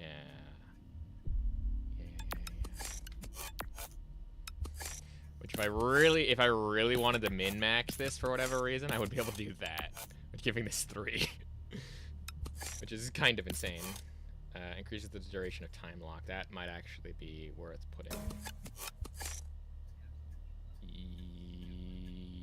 Yeah, I'll go with that. Notice all subjects. Time within the program operates at 1,000 of real-world velocity. There is no forceful concern regarding lost moments with loved ones who will return in no time at all, literally. Yeah, that's the part of this. Oh, they're at. I don't think Stella's muted. I think they're just not talking. Yeah. See. Yeah. No, that's the interesting. That's the interesting lore implications. I've done this a number of times. It's like, you know, there is a number of times where they say like, oh yeah, this operates on like a speedy thing. So you could be in here for like 1,000 years, and on like 2 hours is in the real world. Like that's insane. What do we have here? Could either heal you to max health or damage. I don't care. But I'm already at max. So I am good.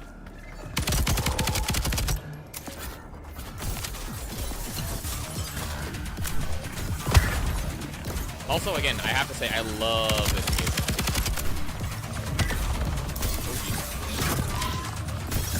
Yeah, there's like a lot of them right now. Yeah.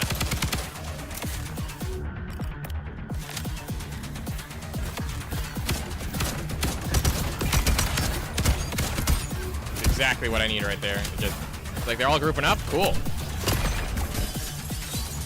Cool. They can all die together.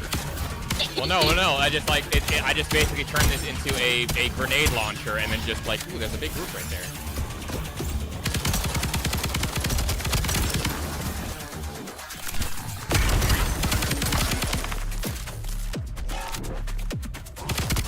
Stop resisting!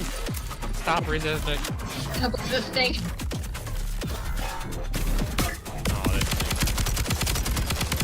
You're annoying me.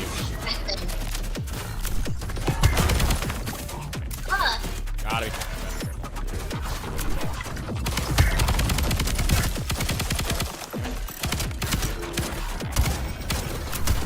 Breathe. Excellent.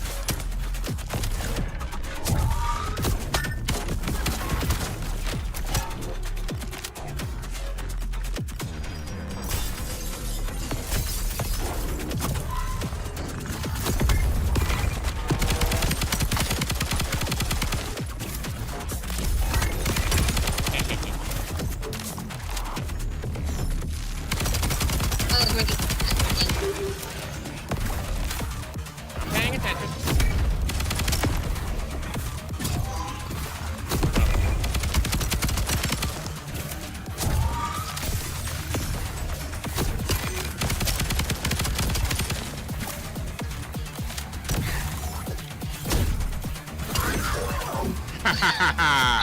Let's go. Go on. Reduced atoms. Okay. That's what I was about to say. Excellent. Yeah. Alright, and now it's time for the boss. Yeah, now it's time for the regular main boss. What is this? Increases weapon damages but reduces accuracy. That's the wrong button. What do I got here?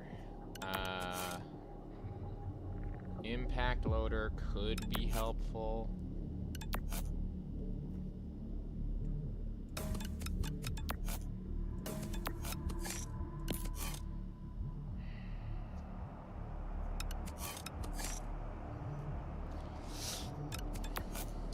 Increases damage to burning objects.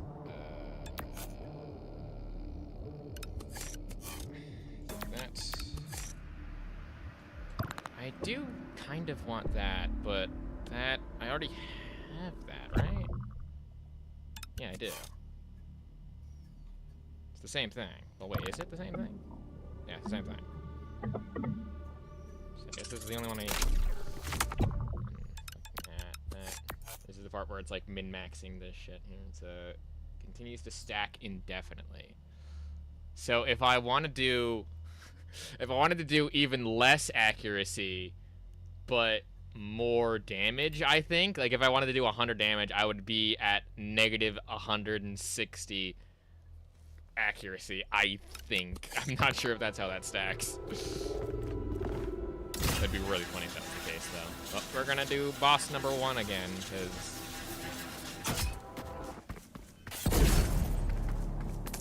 this is another boss that's like, it's good, and I still struggle a little bit with certain aspects of it, but like, I've gotten it down to a science. Look at this. Oh, look at this. Oh, We got this thing. Yes, this is the boss. This is the first boss, by the way. Oh. It can teleport. No, I missed. It has like, Ow!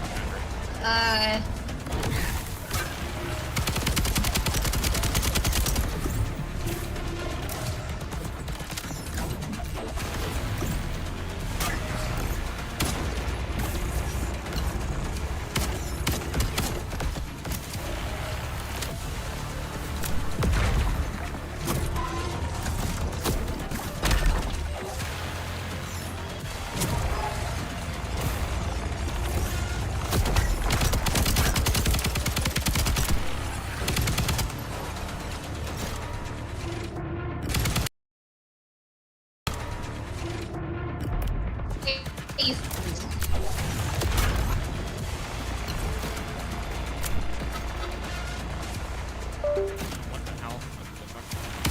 What the? What is Why did it stop? No, wait, because I froze time. That's weird. No, I froze time, that's why. Why can't I just... No,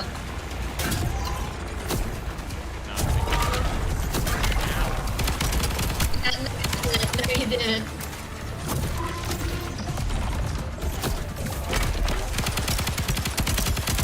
I need to get help before...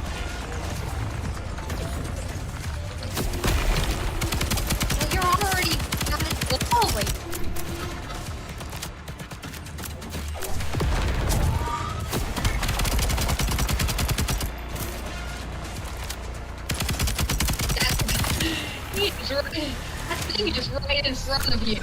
Yeah, it happens. Oh yeah, Okay, this attack. I hate that attack so much. That attack I always struggle with.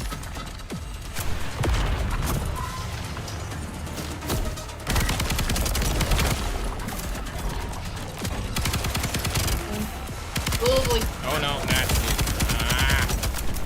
yes.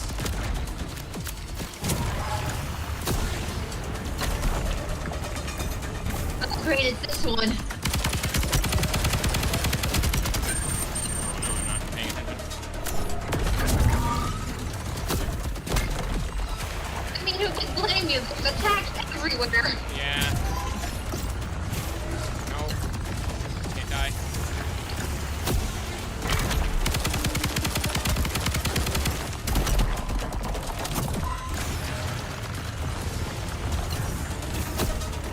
No, that's the. And I just stunned him too for health. God damn it. Damn it. Yeah. I like how I say, like, oh yeah, when I'm doing this in my own time, I'm not struggling at all. I thought we'd agreed you'd try not to explode. Yeah, that's a hurt when it comes to this kind of thing.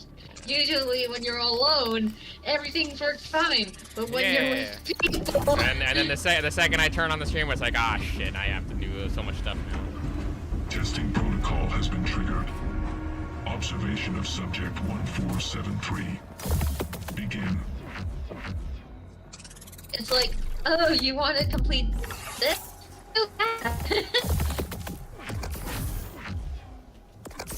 Happened with Stella with modded Minecraft. Oh yeah.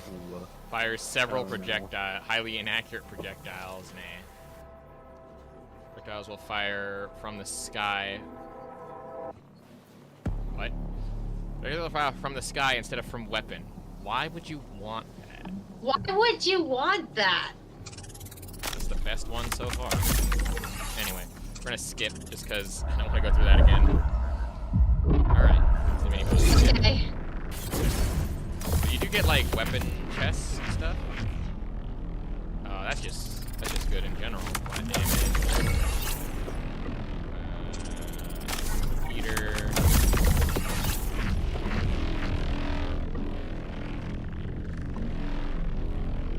Increases damage for a period after dashes, please.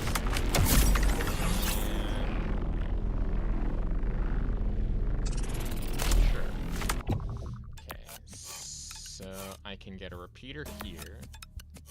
Get that. Yeah. Problem with the pistol is that there's like no fucking storage. Who do we have today? Oh, it's you again. Yeah, it's Mom Spider. The mother spider. Like. Jump up there.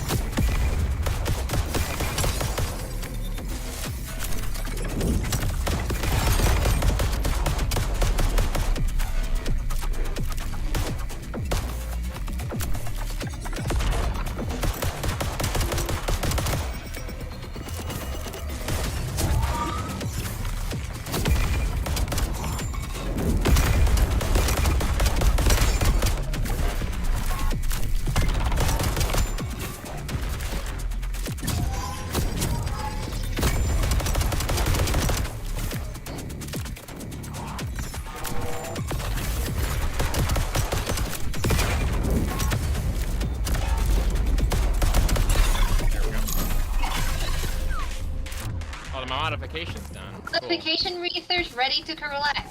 Yeah, so that's gonna be in my next run. I don't even know what it does. Now that I'm looking at it. Rocket pistol. Yeah.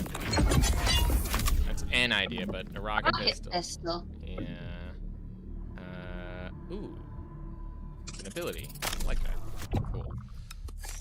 Hey, want to see my new concealed carry? It's just a fucking rocket launcher. Oh yeah. Absolutely. Cool.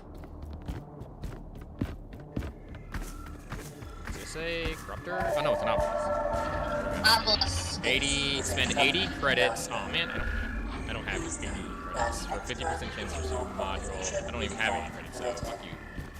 A strict no contact protocol is enforced at That's all. annoying.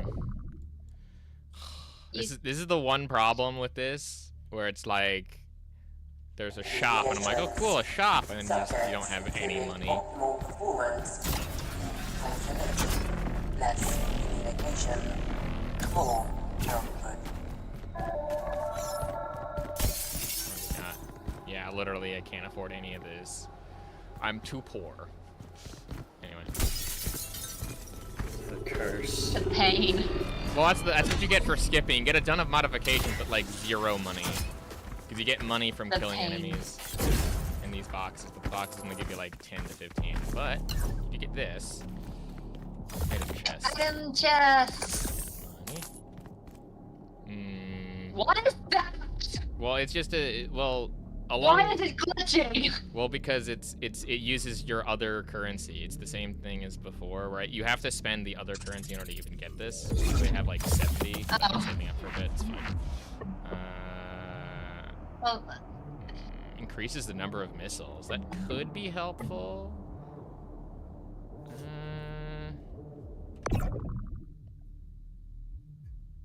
In theory, that could be helpful later. Sure, because then I can do this and then do that. Because it does the same thing as if I purchased the other one. Oh, we're in a snowy place. we're in the tundra. Correct. I will have to say though, the design of the guns is always fun.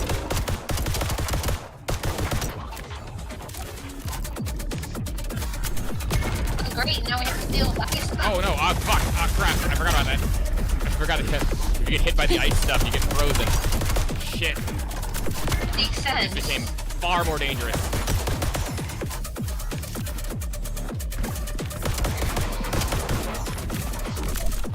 I guess Christmas here is a lot more dangerous, huh?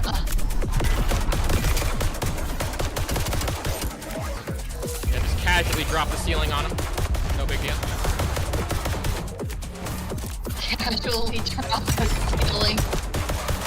Yeah. Again, that's why I love destruction in games when they like integrate it into gameplay like this. Again, I will never stop singing the praise of this because this is made by one guy and it's like $20. Worth every penny, really.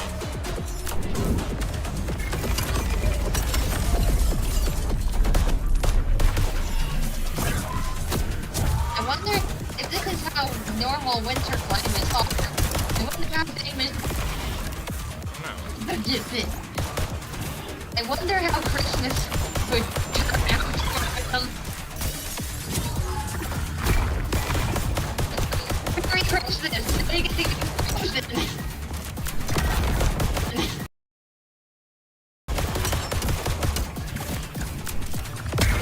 Look at that. Go. Oh no, popped into my head.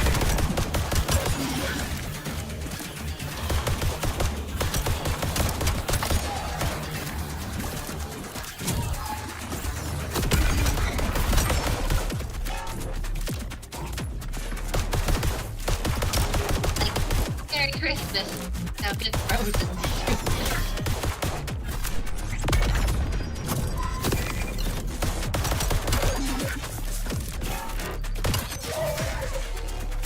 Easy. Damn. All right. Cool. Easy enough. I do like the snow. It's very nice snow particles. Yeah. It's very pretty.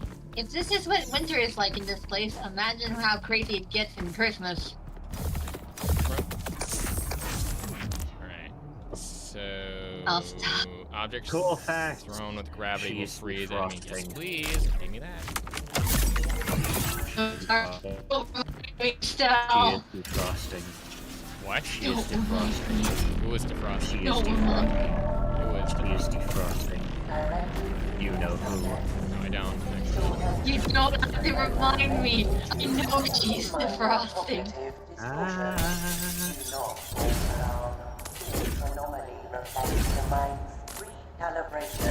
I know we will soon have to face her songs again. Just let me have the rest of fall.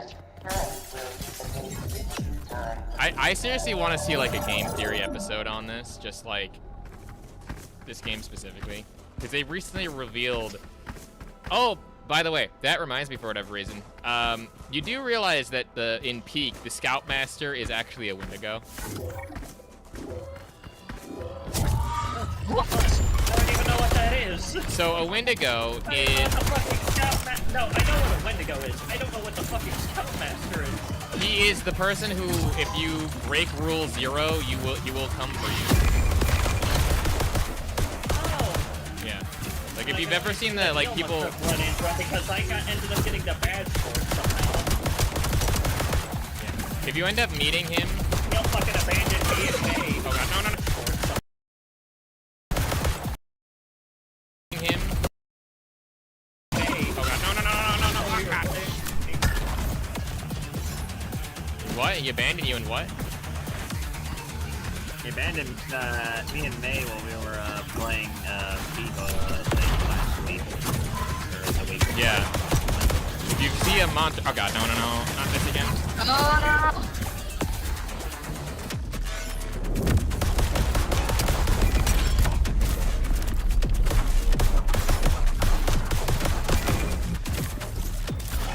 Yes! These things explode!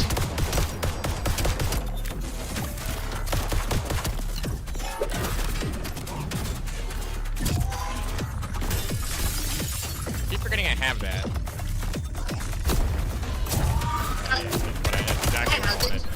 That's exactly what I wanted, game.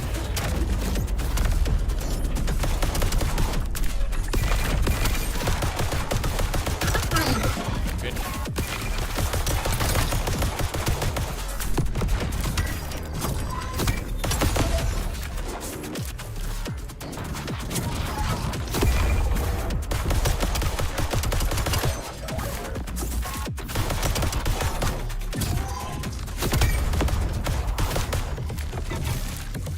Just kill everything.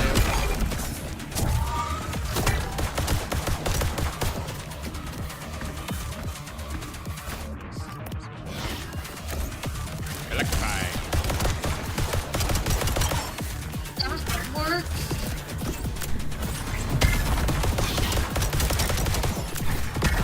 Oh my stars, there are so many of them. Yeah, it's all good. And I've been in much worse situations than this.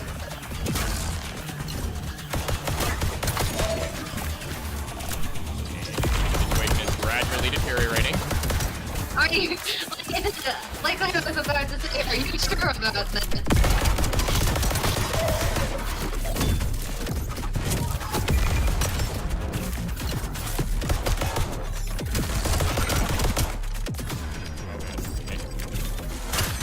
Oh no, not the ice again.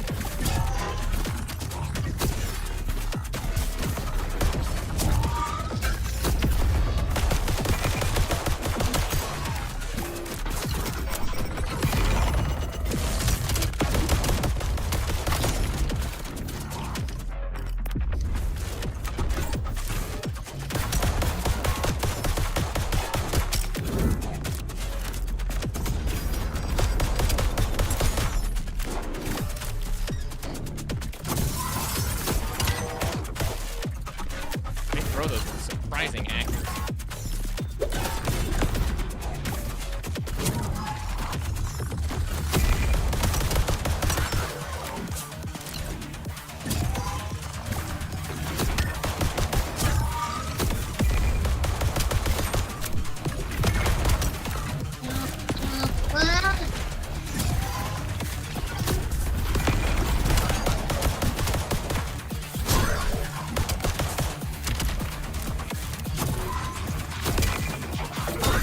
There we go.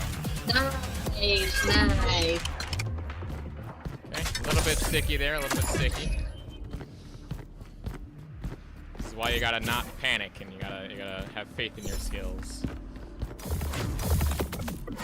Ooh, and health. Thank you. That'll help a lot. Okay.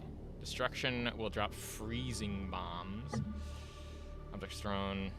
I already have that? I do.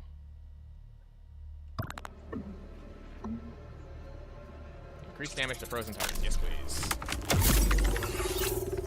That'll be helpful because I have freeze stuff.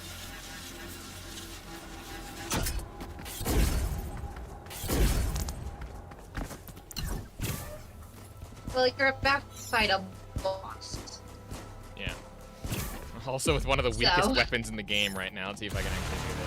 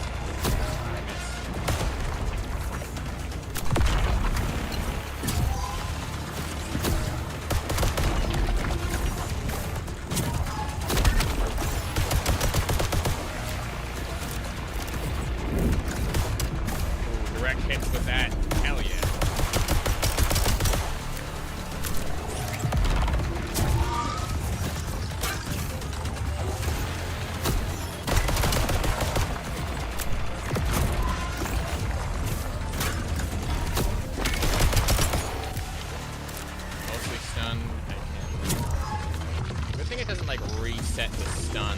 I'll just attack or hit it.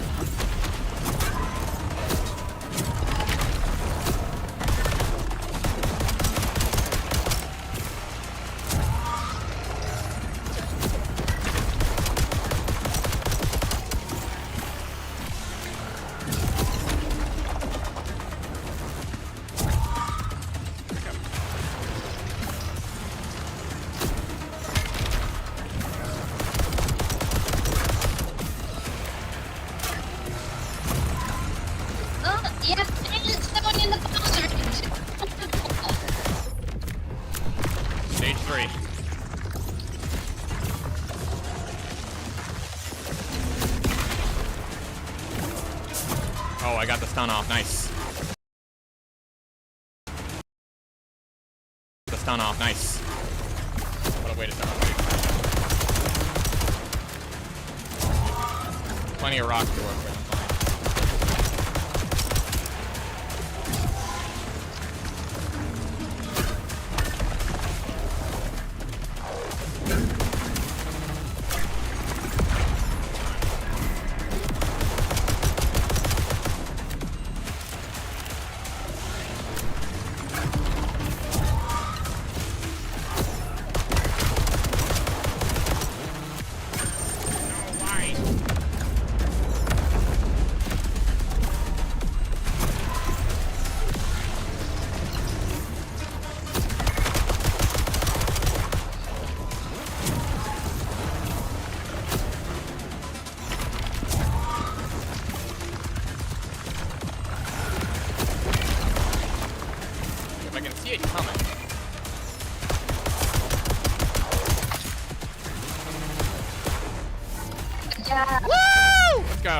Zone 1 completed.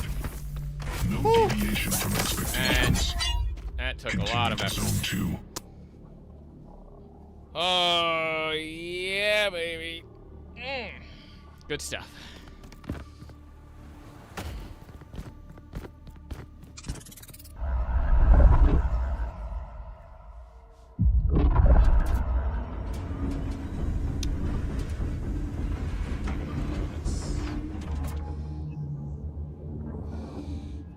Okay. Stell, What? Are you... the first Weaver. Yeah. How many Weavers? You don't need to know that. What did you... What? What are you playing? I'm not playing anything right now. Grappling hook. By the way, I find it really funny how the first time it's like, oh yeah, you can use a grappling hook now. It's like, how did we get across that? And just like looking up, and there's just like the glowing thing of like, oh, there it is.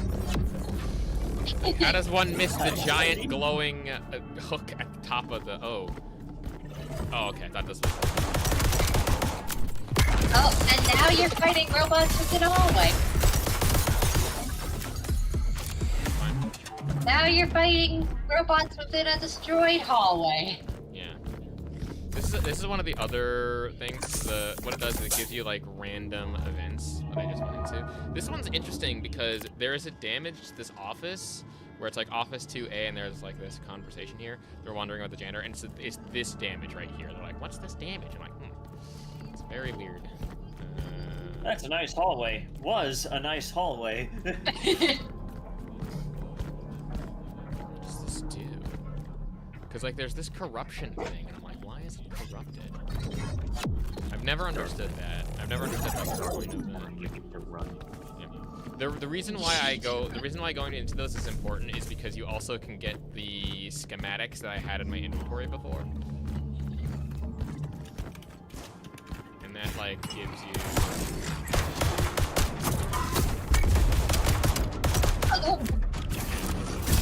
By the way, if you want another Ultra Kill comparison, you know the idol? Yeah, the idol. Like, that's the idol, but it moves around and it somehow works. Yeah, so imagine the idol where it, like, makes enemies invisible. Or invincible. Oh, no.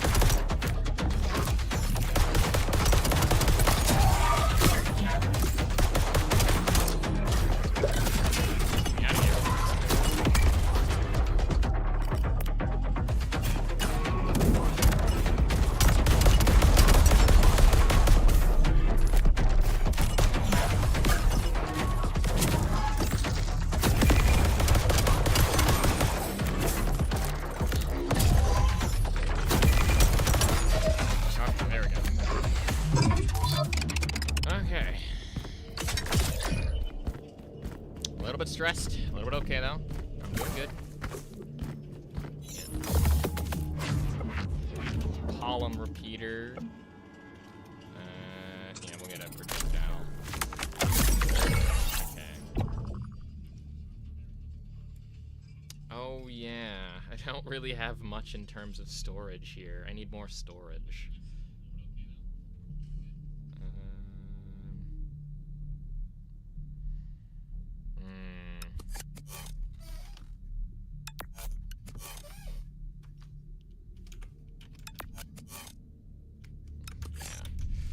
I guess you're just gonna have to.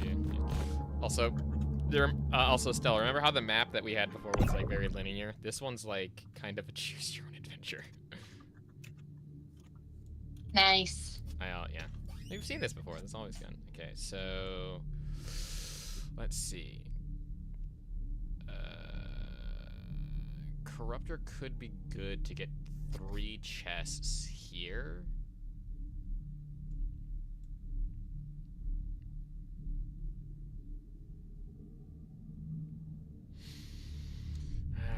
Which way do I go? Because the Corruptor gives me rare chests, and that will help with this encounter, because this gives me 2, and then this gives me 3, then this gives me 4, 5, and then I can go here, here, yeah, we'll go to the Corruptor first. Alright. Because it makes it a little bit more difficult, but it also means I can actually no access to ability or command. Oh, that's gonna suck because I relied too much on that. But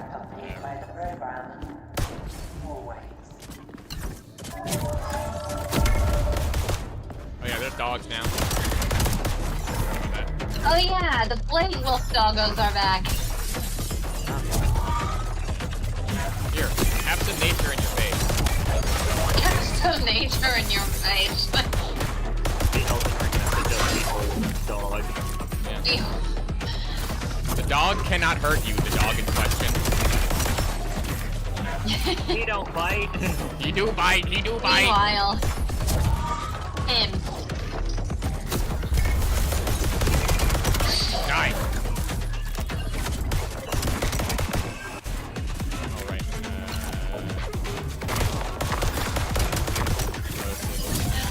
Warrior, that's well behaved. The dog in question.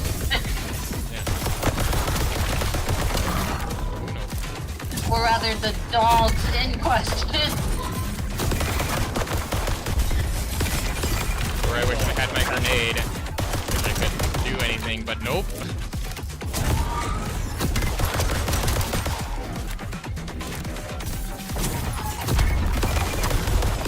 Oh, and there's scorched enemies too. That's fun. I don't think that they're scorched. That's right, I forgot. Ow! Stop that!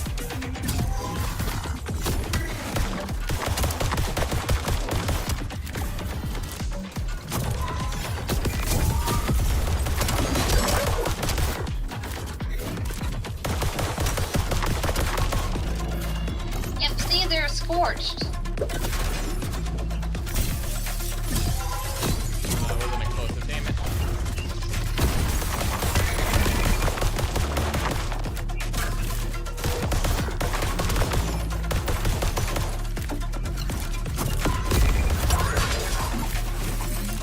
Here they are, I'm just not paying attention.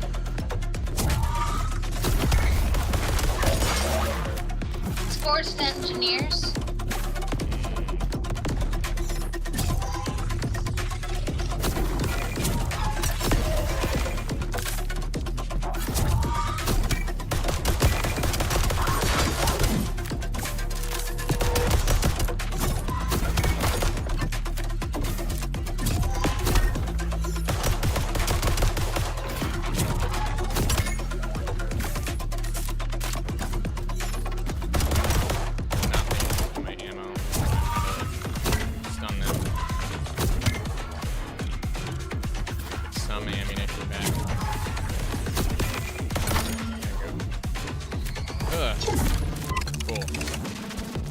That was, I think, the closest that I came to running out of ammo, because I was down to like 4 shots. Just not paying attention.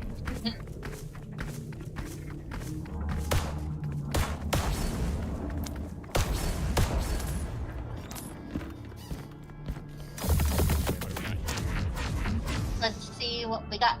First shot and weapon deals additional damage. Removes projectile gravity. Really? Partially refill current magazine after killing a staggered enemy. Maybe, but I think I'll go against that, but I don't have any additional space. Rockets, highly ineffective. I now need a slot repeater. Oh, I hate this. program has surgically nullified That one always sucks because it's hard to get across in specific times. within subject biological framework. In augmentation Oh yay, and Sphere Invoker, I love you. program. Because that means that I can... Oh, wait. Thingies. Yeah, those things, they do that. So 1, 2, 3, 4. If I do it like down here, I do 1, 2, 3, 4, 5. Yeah, I should probably do it down here. That gives me all that space. Oh, look at all that space. I don't need that actually. Okay, first shot in magazine. Instant grenade damage and freezing. Drop freezing bombs.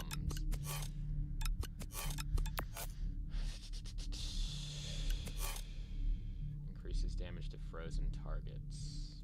Probably would need that. With that, and it adds an additional affliction and status effect, which I don't really need. I prefer the flat damage upgrade.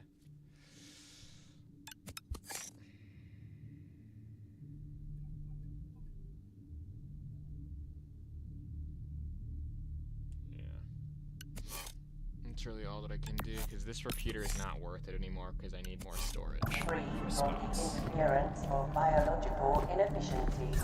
You are most welcome.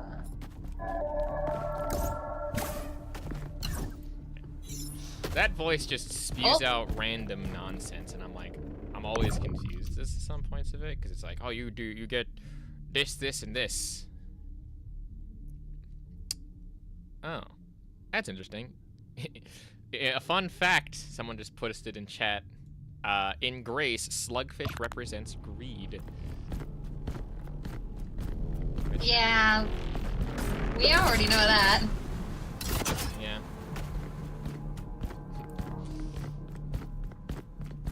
I mean, that's why you're kind of having to go off to the side. Okay, fog time. Because I think we had a discussion about that.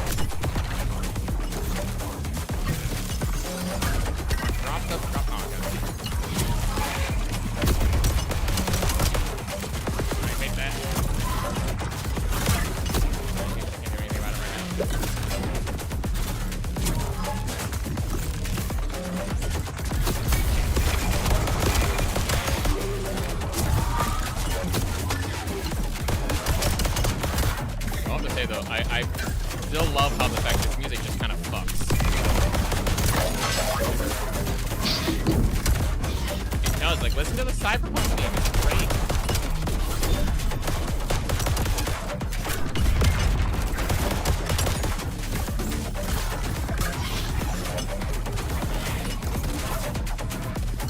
I really wish I had my grab boots right now. Nice.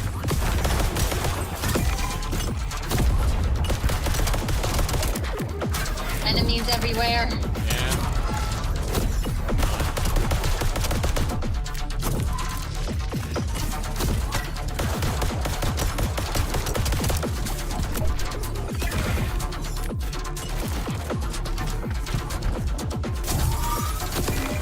Thank you, Discord.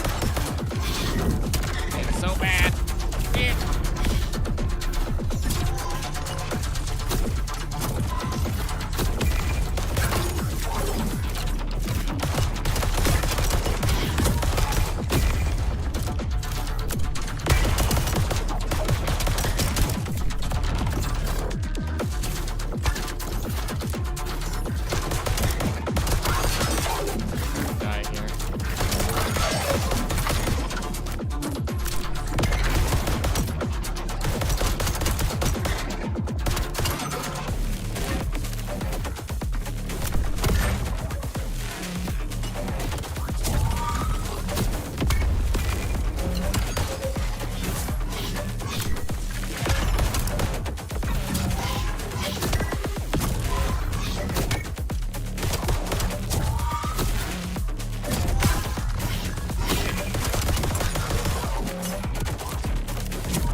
another one.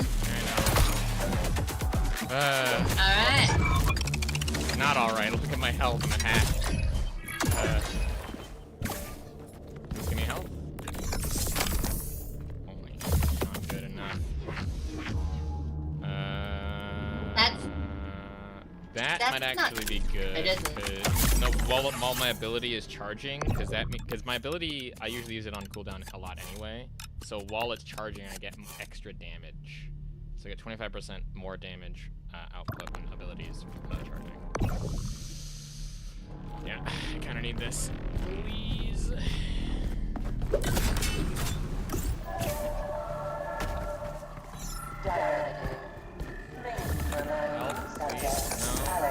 Yes. No.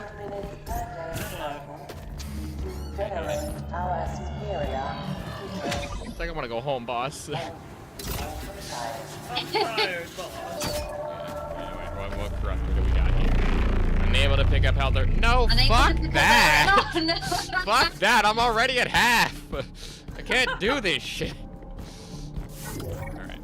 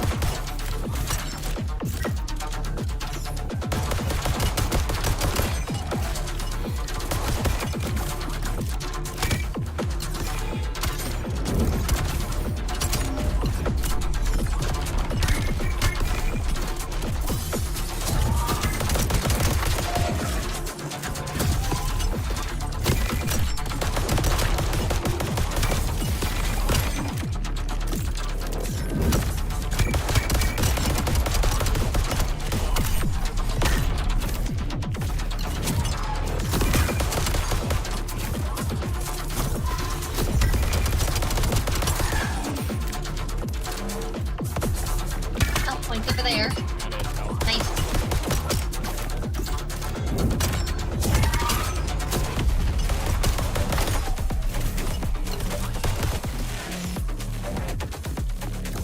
Now I'm gonna get hit by that. Take the chair. What about the seat?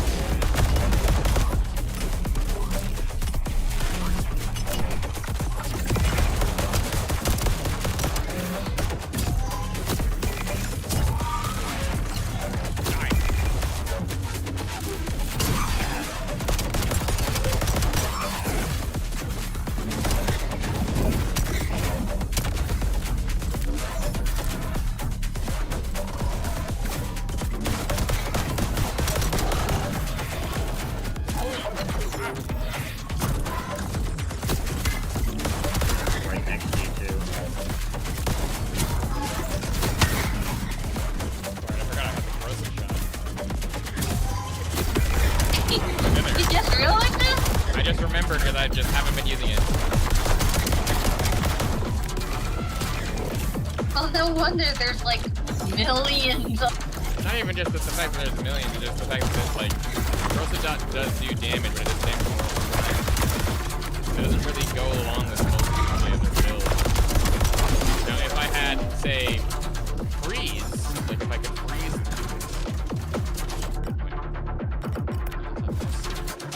Not been utilizing up my...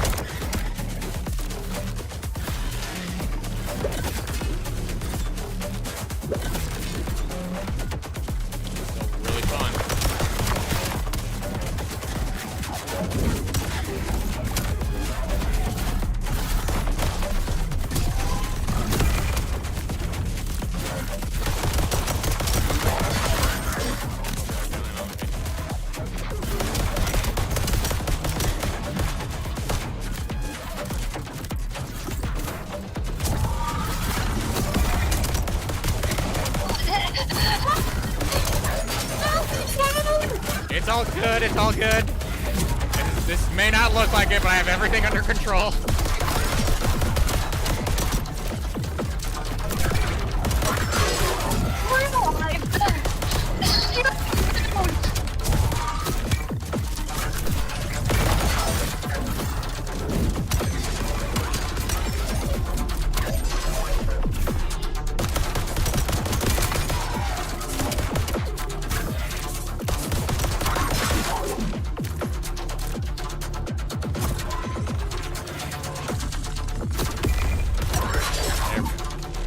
See?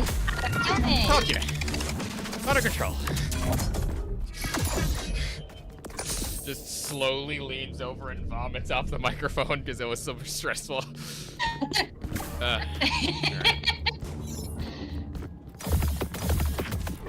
Awesome. What do we got here? Increases damage, reduces accuracy. Probably that.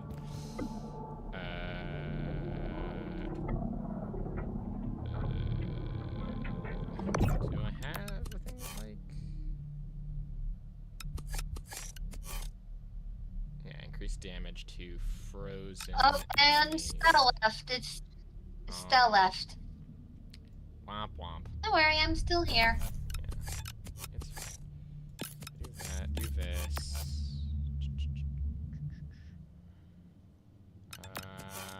Oh yeah, I can do this. Making this better. So then I can hit that. And I can increase the chance. Do I have another repeater or do I not? Is that flat damage is important? Oh, Stealth Stack, hello!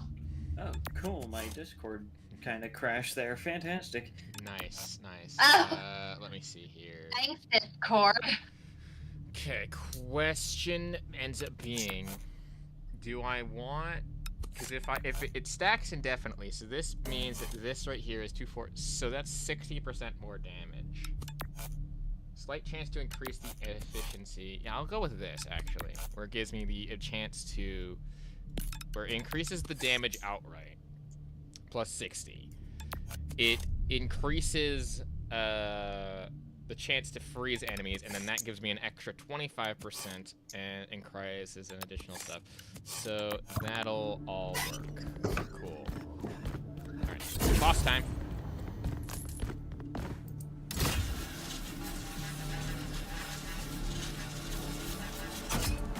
Alright, here we go. Spider time. Boss time. Hi, Mrs. Spider. How you doing today?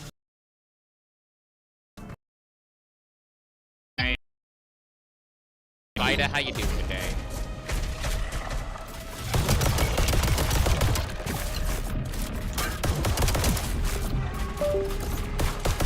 I have like lasers as well. Oh god, I forgot about the attack.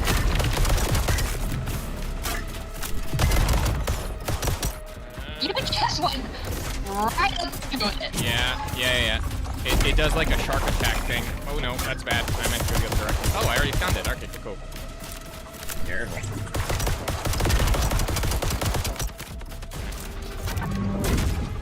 Okay, it's doing its that.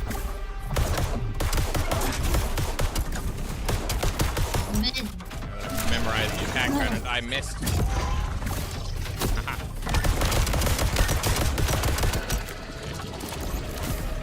Oh, what use?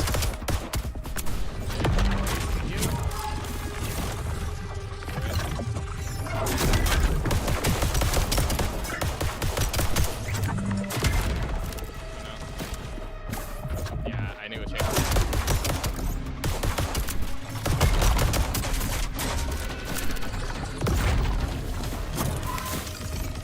Whoa. It just required like the most perfect of movements.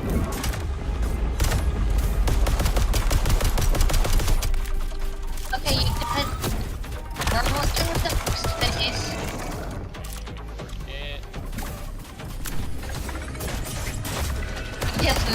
Nice aim.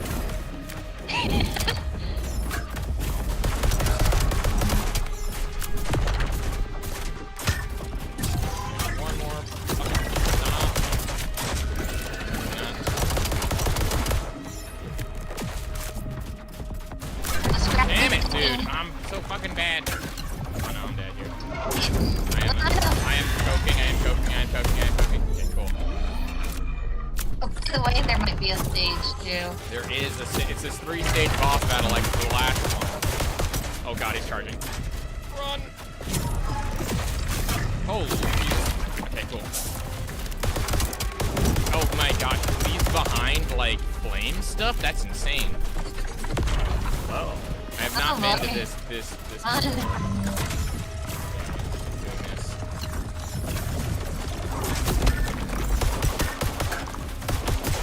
And now he's doing homing stuff, I gotcha.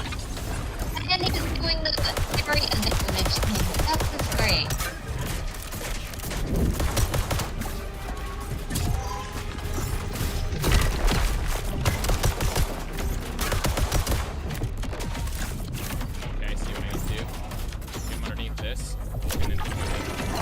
What the fuck was that attack? That was awesome.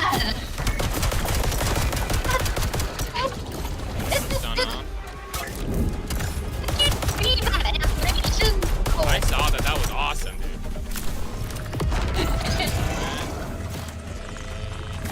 God. Thunder. Again, I always have to remind people. Made by one guy, by the way. One dude did this. That's so cool. You're a very well house. I am. So is he. You didn't say that. I got my stun off. Let's go. Oh, because the elemental damage also does stun. Right.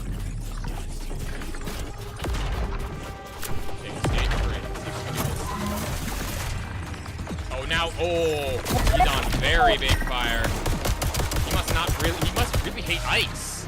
Maybe that's why. The elemental damage is just fucking him up.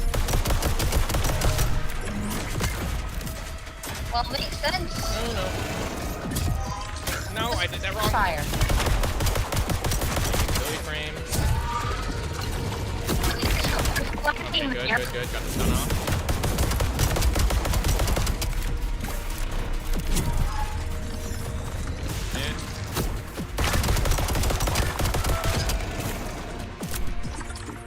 I keep missing.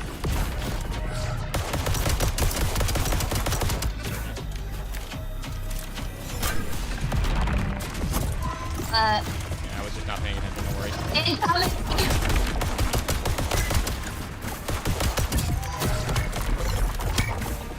Okay. What? Oh, wait, never mind. Just get one more. There we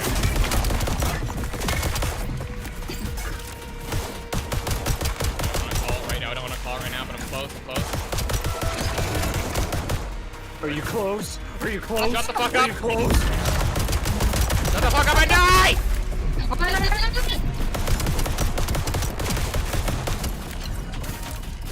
Angry spider! Woo! Let's go! Zone 2 done, baby. Let's fucking go, man. Fell right into the hole. Yeah, dude. Oh. Fuck. Let's go. Yes. Whoo! Did that on stream too, baby. Let's go. And with the pistol, I'm surprised as to like how well I'm doing with the first like. Cause found. Subject 1477. You have regrettably performed irreparable damage to the system. You will face immediate decimation. Subject 1477 claims innocence, but the outcome remains unchanged. Ceasing life systems. What the? Oh yeah. Subject decimated. Oh yeah. Subject 1473, Zone 3 assimilation complete. Continue with testing when ready. You better hurry. Otherwise, you're gonna end up like that guy. The second access point is open. I think there's just one more. I can almost feel the freedom. I just know something lies beyond there. Come on. Time to go. Hell yeah. Awesome. first time I've made it to this location. That's cool. Let's see what we got here. Oh my... And there's laser walls now. Let's see what we got here.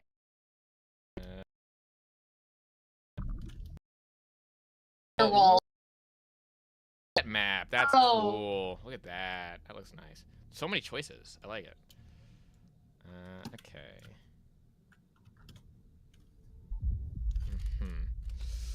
Right. Let's see here.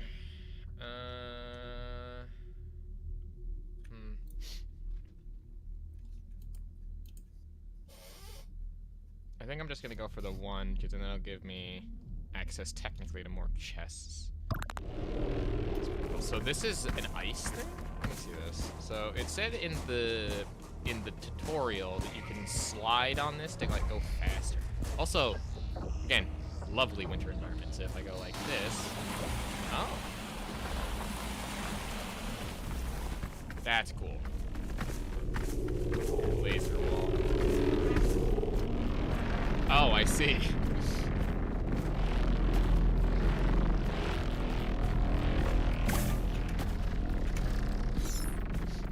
I don't know why. I kind of miss playing Pressure a little bit. Oh, the water is frozen. That's cool. What the fuck is that noise?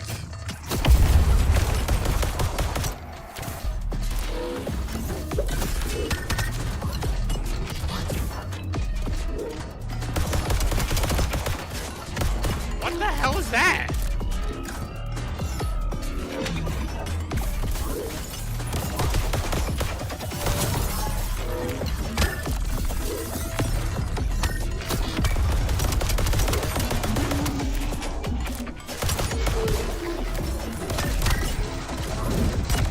A defender?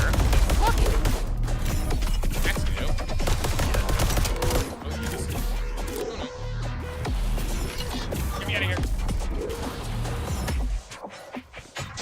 Yeah, because that's how ice works. You're gonna go uphill faster. Eat that. Yeah. Assuming that I need to stun. Oh god.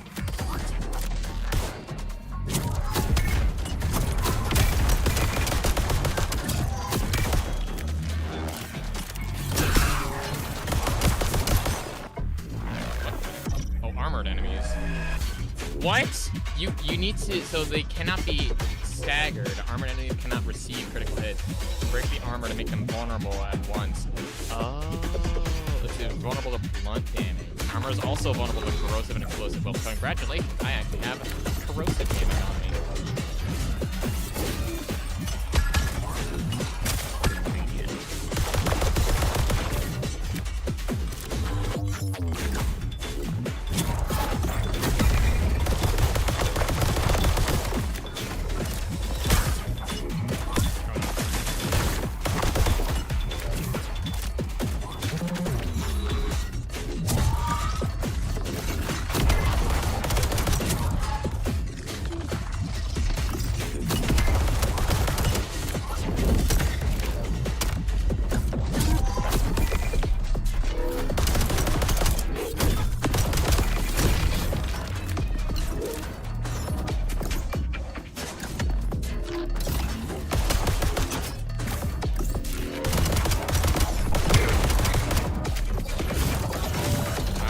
Yeah, I need to keep those guys.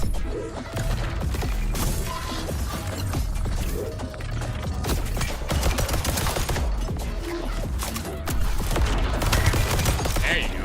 Oh, they got shields now? Yeah, you just realized that?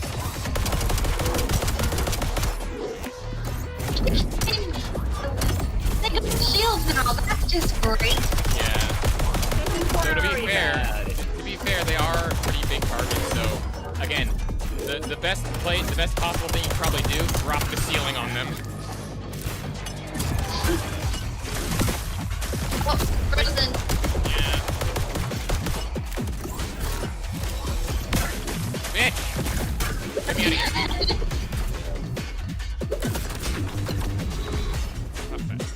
Why am I stuck with it?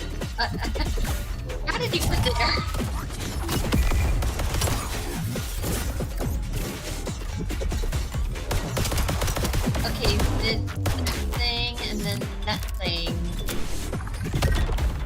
however I want to max my stuff.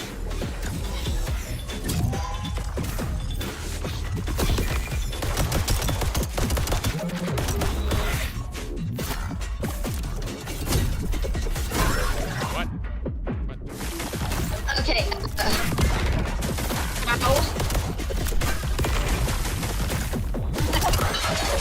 I froze myself 3 times because of that. Not worth it. Luckily, I heal after every hello. Destroying staggered enemy in the elemental that has elemental inflictions will explode and spread, leading to. Oh yeah, that's good. Because I'm trying to stack freeze specifically. So yeah, we'll go this way. Yeah, we'll go this way. I need items.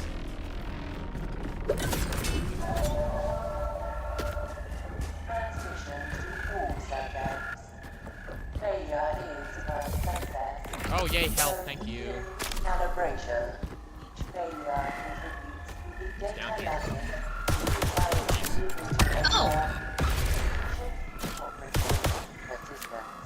Is mandatory.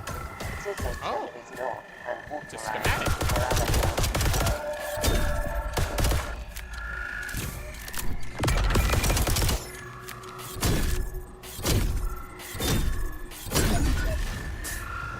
It's a schematic. Interesting. Cool. So that's a schematic that I can put back in my base, and I can make a new schematic for next time. All right, let's go. Okay, more enemies. Oh, more of this. Oh, crap. Basically everywhere on clock.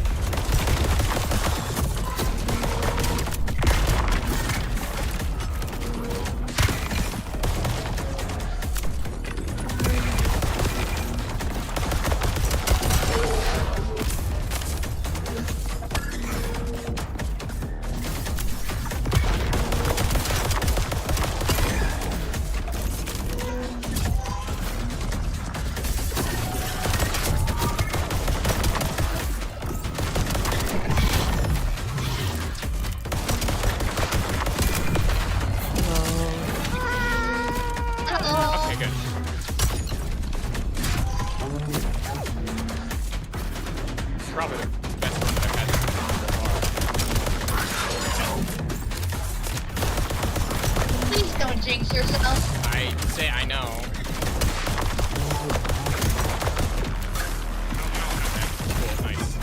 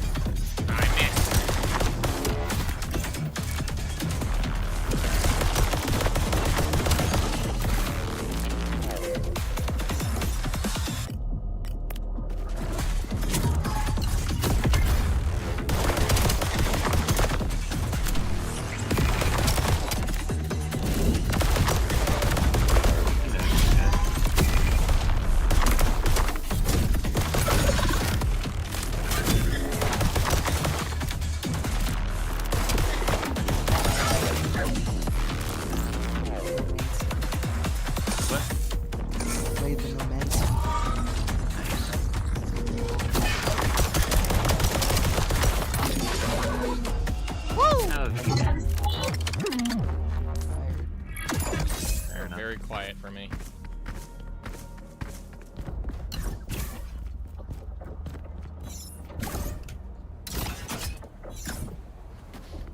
Yeah. But look at just look. I just find this very comical. Look at it. Look at the destruction. Look at the destruction. That's just on its side now. It looks so funny.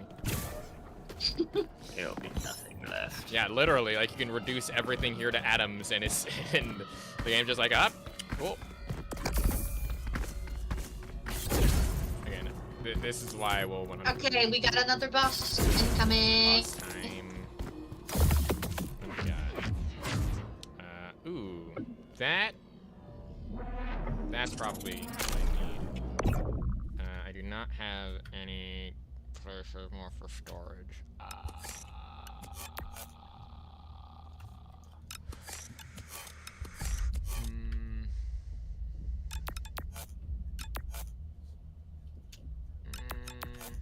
can replace that because I don't really use it, the electric mod thing, because I prefer explosive damage.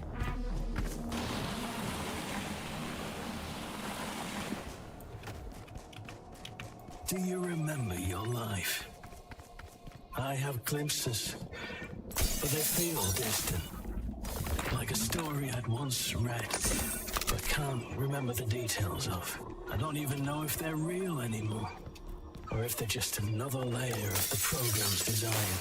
A fabricated past, designed to give us just enough hope to keep going. It's terrifying, but it's that hope that keeps me going. And why you need to keep going. You're my only chance of seeing those memories again. Yeah. So again, I don't know if anyone realizes the story of this game, but essentially that voice is your predecessor who died.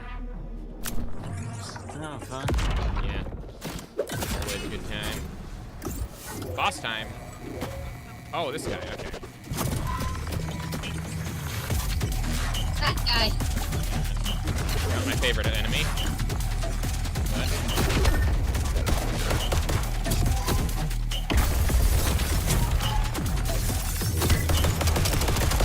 right, I have to freeze him.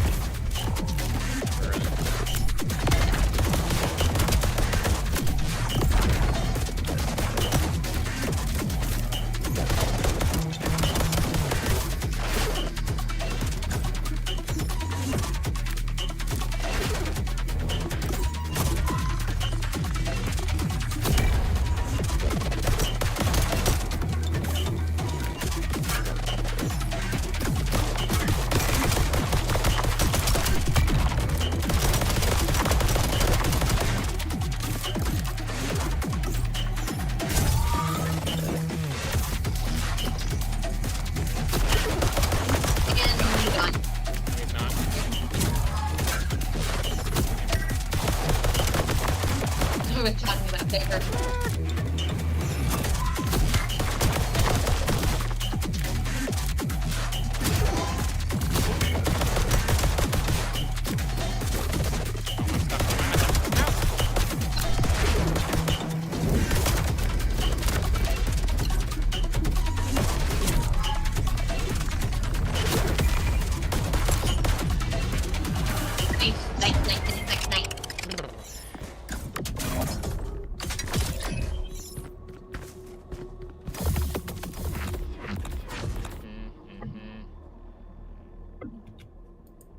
Or B.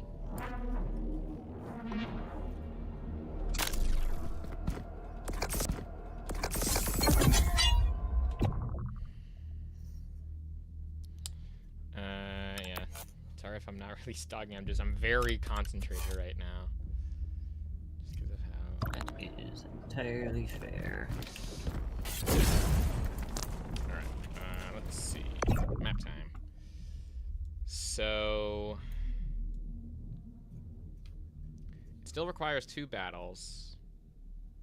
This one's more powerful enemies on this. I don't really want to face powerful enemies at this point. Yeah, I think I'm gonna go with a safer option. Even though I have nearly 500 credits, I'm good.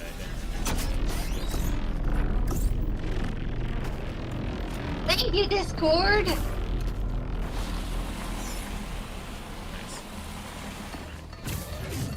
Oh god, this thing again. Oh, hello.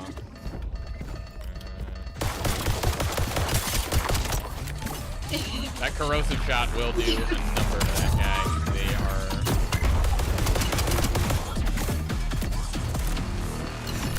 Grunt just walked past you.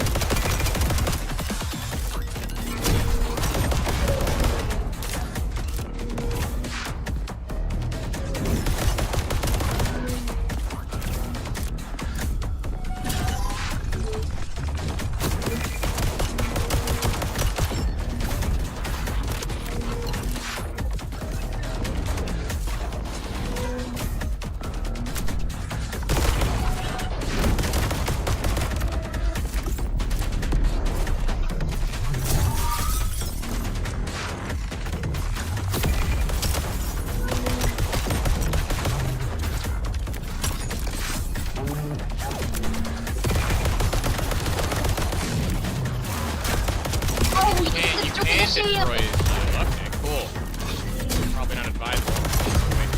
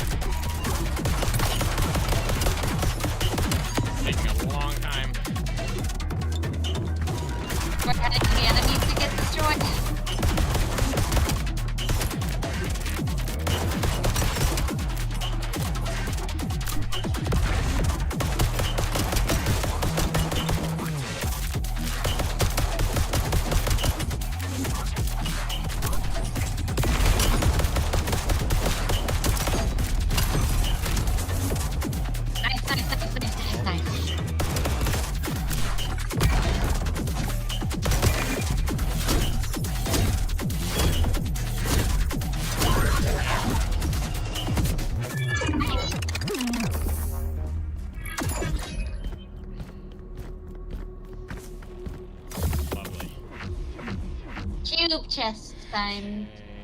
Slightly heal slightly into corruption. Could be good. Oh yeah, those things.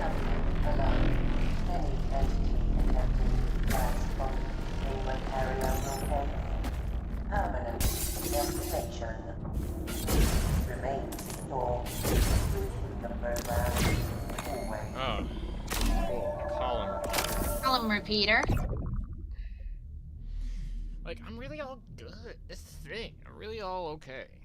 Cause, I mean, the only thing that would really, like, the optics, I can probably get rid of the optic. If I do this and I do that, it repeats all of that. Because the iron sets are fine. Increases it after that. That's good. I don't need that. I don't need that. Yeah. All good. Okay, cool. Forward and downward.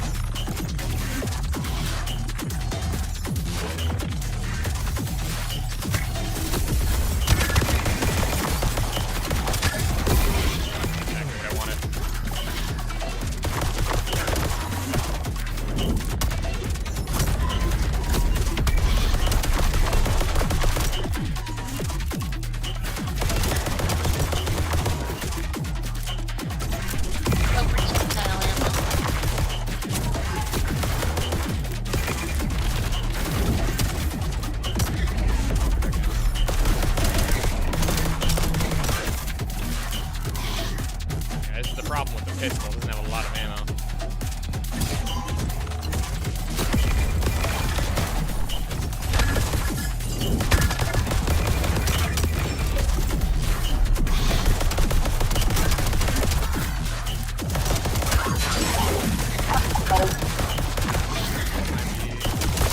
Oh no.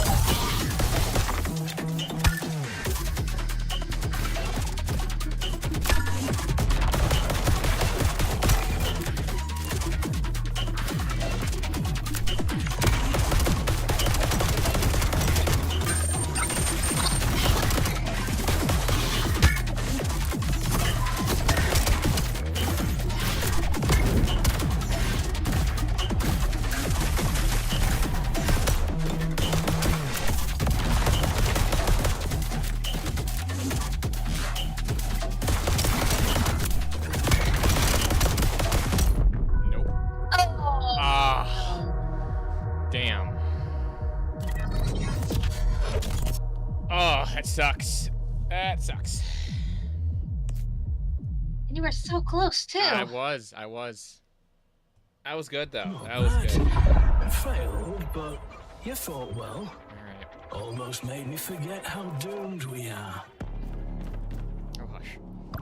Okay, cool. So now I can come over here and Woohoo! Oh. Whoa. The deeper you go, the more this place starts to crack open. There's more equipment here for you to use. Marksman rifle. Oh, that's cool. Oh, that sounds meaty and chunky. I love it. So this is after you have to unlock Zone 3. Whoa, wait, that's the boss? Tube guy. It looks like something out of I played Block Tales. It looks like something out of Block Tales. It looks like something out of that. Yeah. Missed 2 streams. Yeah, you have.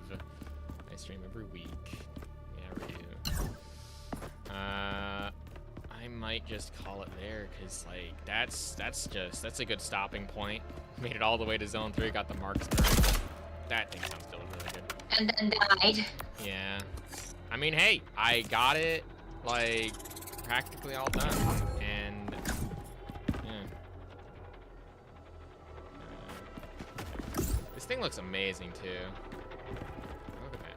Okay, cool. So I can now upgrade more things. Reduces time for schematics could be helpful, but oh, now let's max that out. Drop some modules.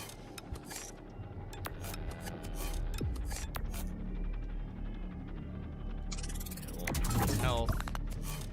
And then we got this. So, whoa, increases damage when airborne. Ooh. That might be good. I might do that next time. Yeah. So,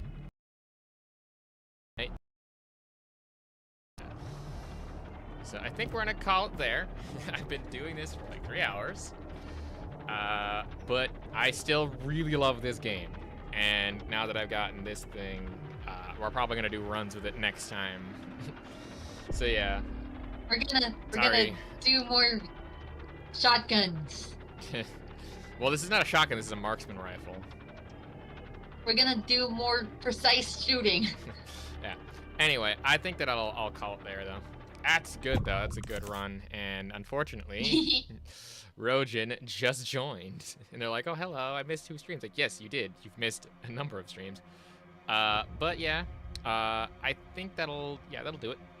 Like I said, not really much else to talk about. Next time, I'll be doing more of this and probably gonna do Arena Breakout Infinite, if I can get people together for that, but that's more of a just maybe. But overall, thank you all so much for watching and coming by to the stream. Like I say, every time I stream, every Sunday, 12 p.m. EST, that is Eastern Standard Time. Make sure you convert to your own time. 12 p.m. my time. I might move it back just maybe an hour or 2 next week because I'm tired. 2 videos releasing this week. One on Silk Song, the other one on, I think, Helldivers 2. Another video in the works on paid mods, which I might have to redo entirely, but that's later. Anything else? No, not really. Apart from maybe my next album releasing sometime this month. Possibly, but I've been so busy with other things that might not happen. Anyway, thank you so much for watching. My name is Penguin21. Thank you all to the people who arrived in stream to say hello and goodbye. So, yeah. Any last words? Ramen. Wonderful. Yeah, it's ramen. Yeah. Anyway, bye-bye, everybody. Bye-bye.